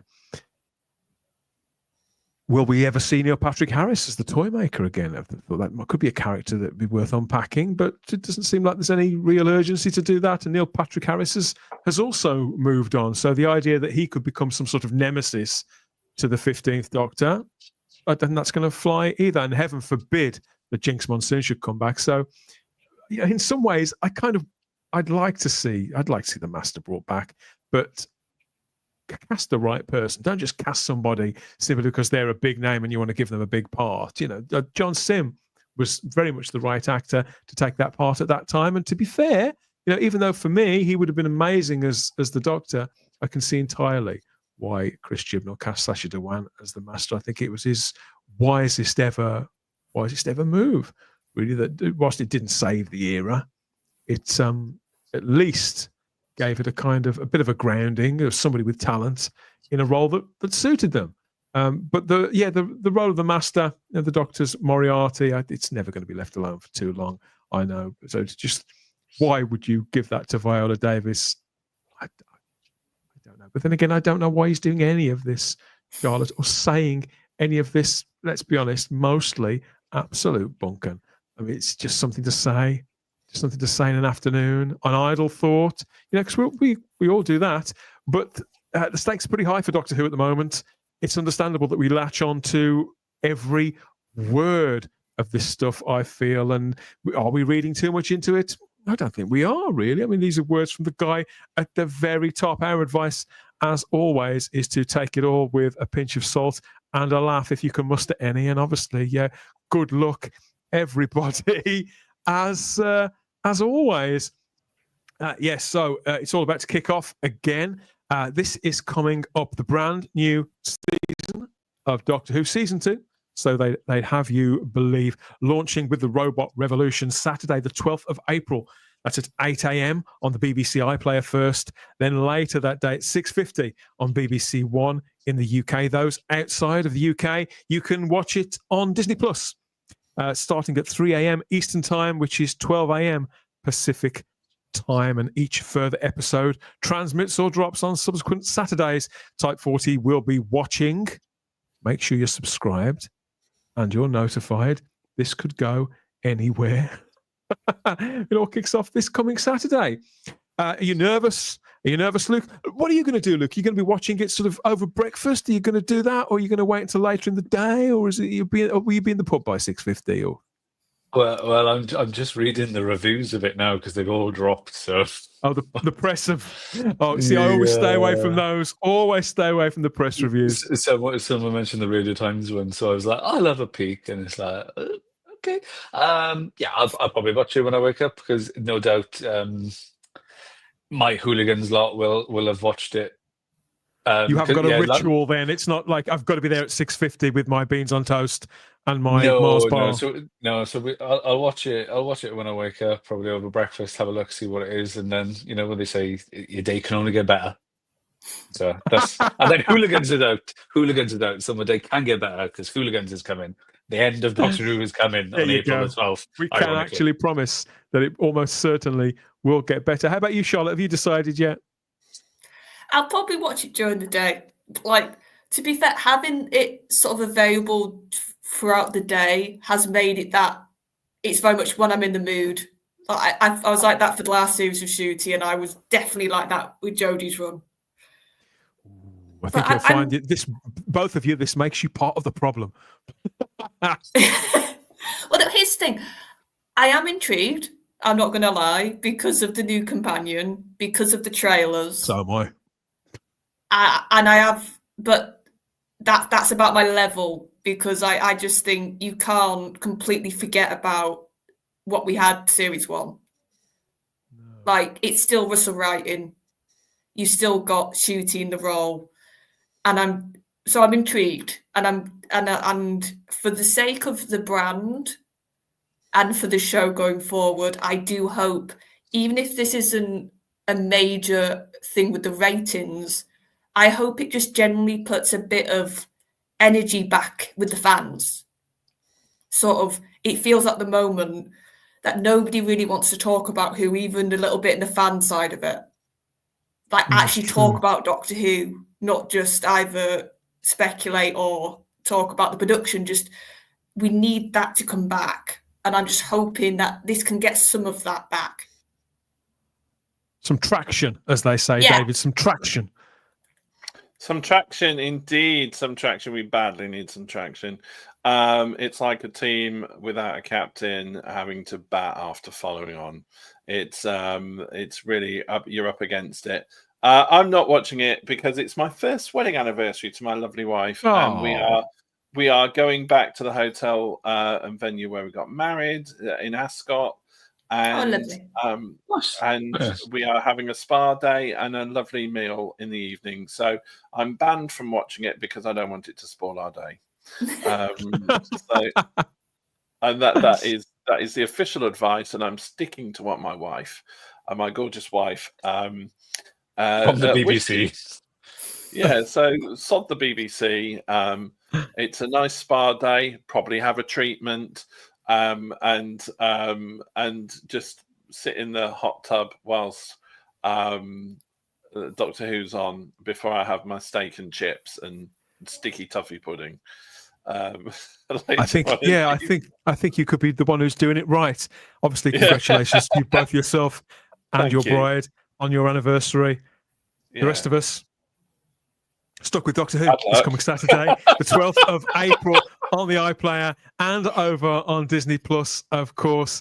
There'll be more from us, more from Russell T Davies, we know, more from Russell T Davies and from Shooty Gatwa, but more from us on the Big Who Type 40 Live for Thursday, coming up in a couple of days. We'll have Russell T Davies' own preview of the new season from the upcoming issue of the Radio Times. That's coming tomorrow, so we'll be all over that.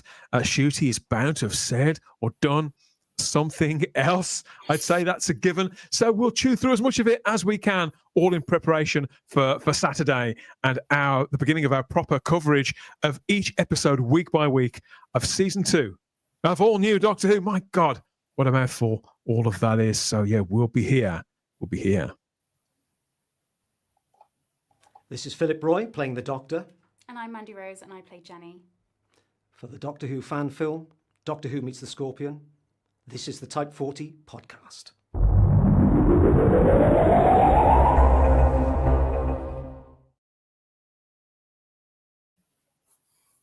The fabulous Doctor Who there, as played by Philip Roy in Doctor Who Meets the Scorpion, coming very, very soon, I'm pleased to say. Can't wait to get my eyes on that, Luke. He's very excited, isn't he? I was speaking to Phil the other day. It's good to see all of that is coming together. So there will be true Doctor Who with us eventually from somewhere. No pressure, Phil.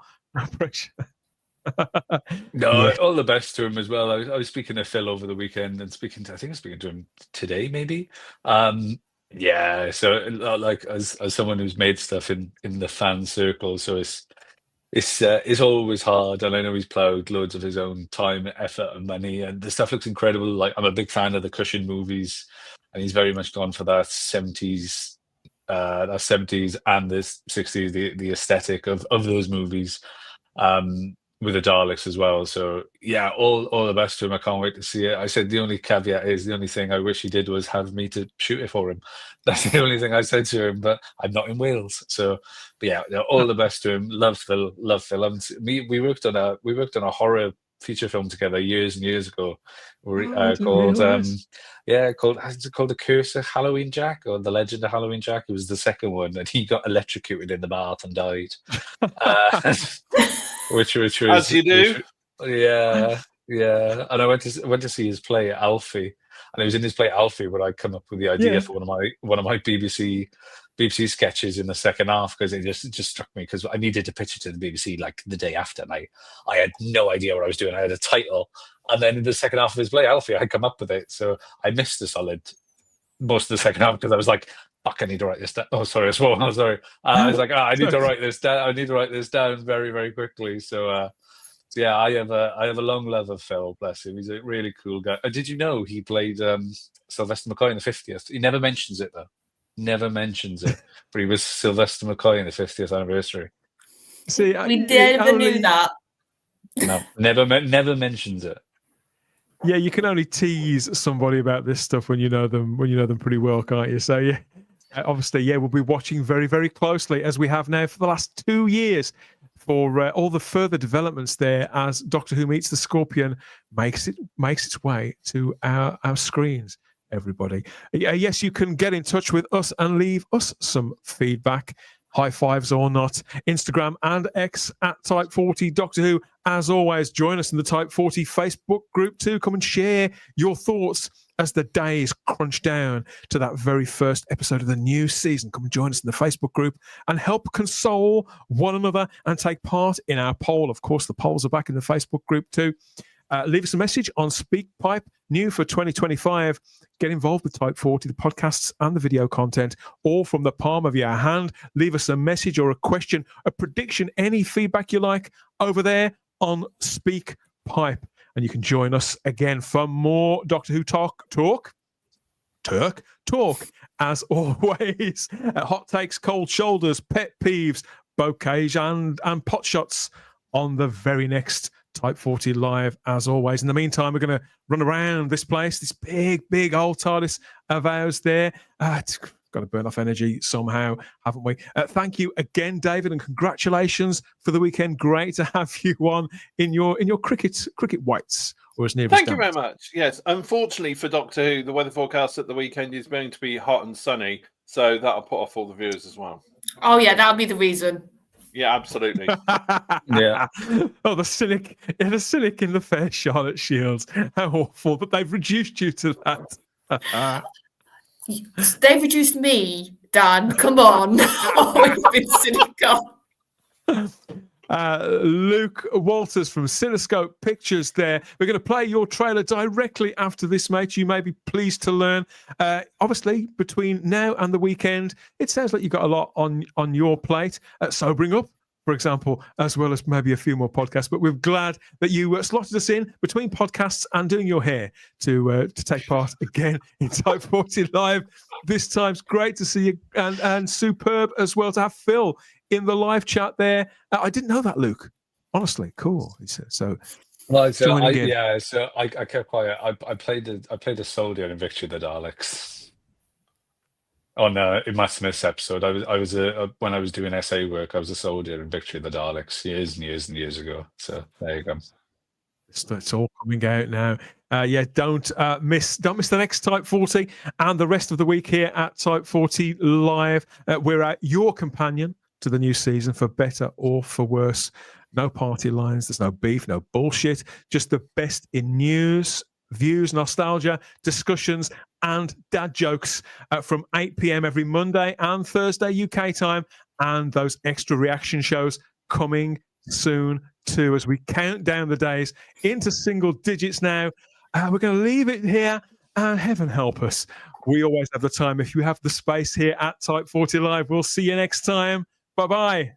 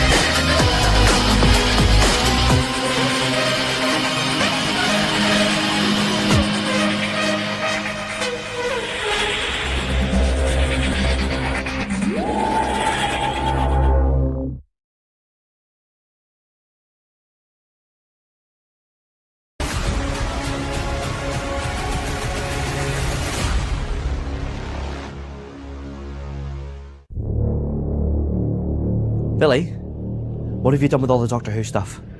Mate, I keep telling you, will you stop going on about that stupid fake TV show? Yeah, it's about my Doctor Who Season 7 Blu-ray collection. It was due to be delivered today. And what do you mean, what's Doctor Who? I've had these on pre-order since the artwork leaked. Doctor Who is gone. And I don't just mean off iPlayer, I mean like properly gone. Look, I don't know what this Doctor What is. It's Doctor Who. And it's not fake, it's just gone. And now we've got to fix it. Time is full of mysteries, but sometimes the answers are closer than you think. Signs. Cryptic. I know it sounds crazy, but I know I'm not imagining this. Something or someone has done this. And if you won't help me, I guess I'll just have to figure it out by myself. Remember, the universe always has a way of bringing everyone together when they need it. Look, mate, I haven't got time for your cryptic riddles, okay? I've got a gut feeling my best friend's in terrible danger and I need to find him.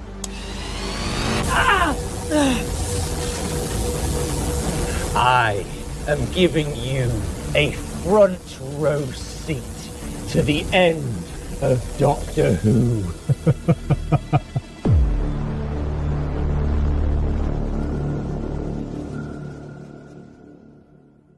Yeah, well, Gallifrey Base and Doctor Who Edit still isn't back up, so... Is that really a bad thing?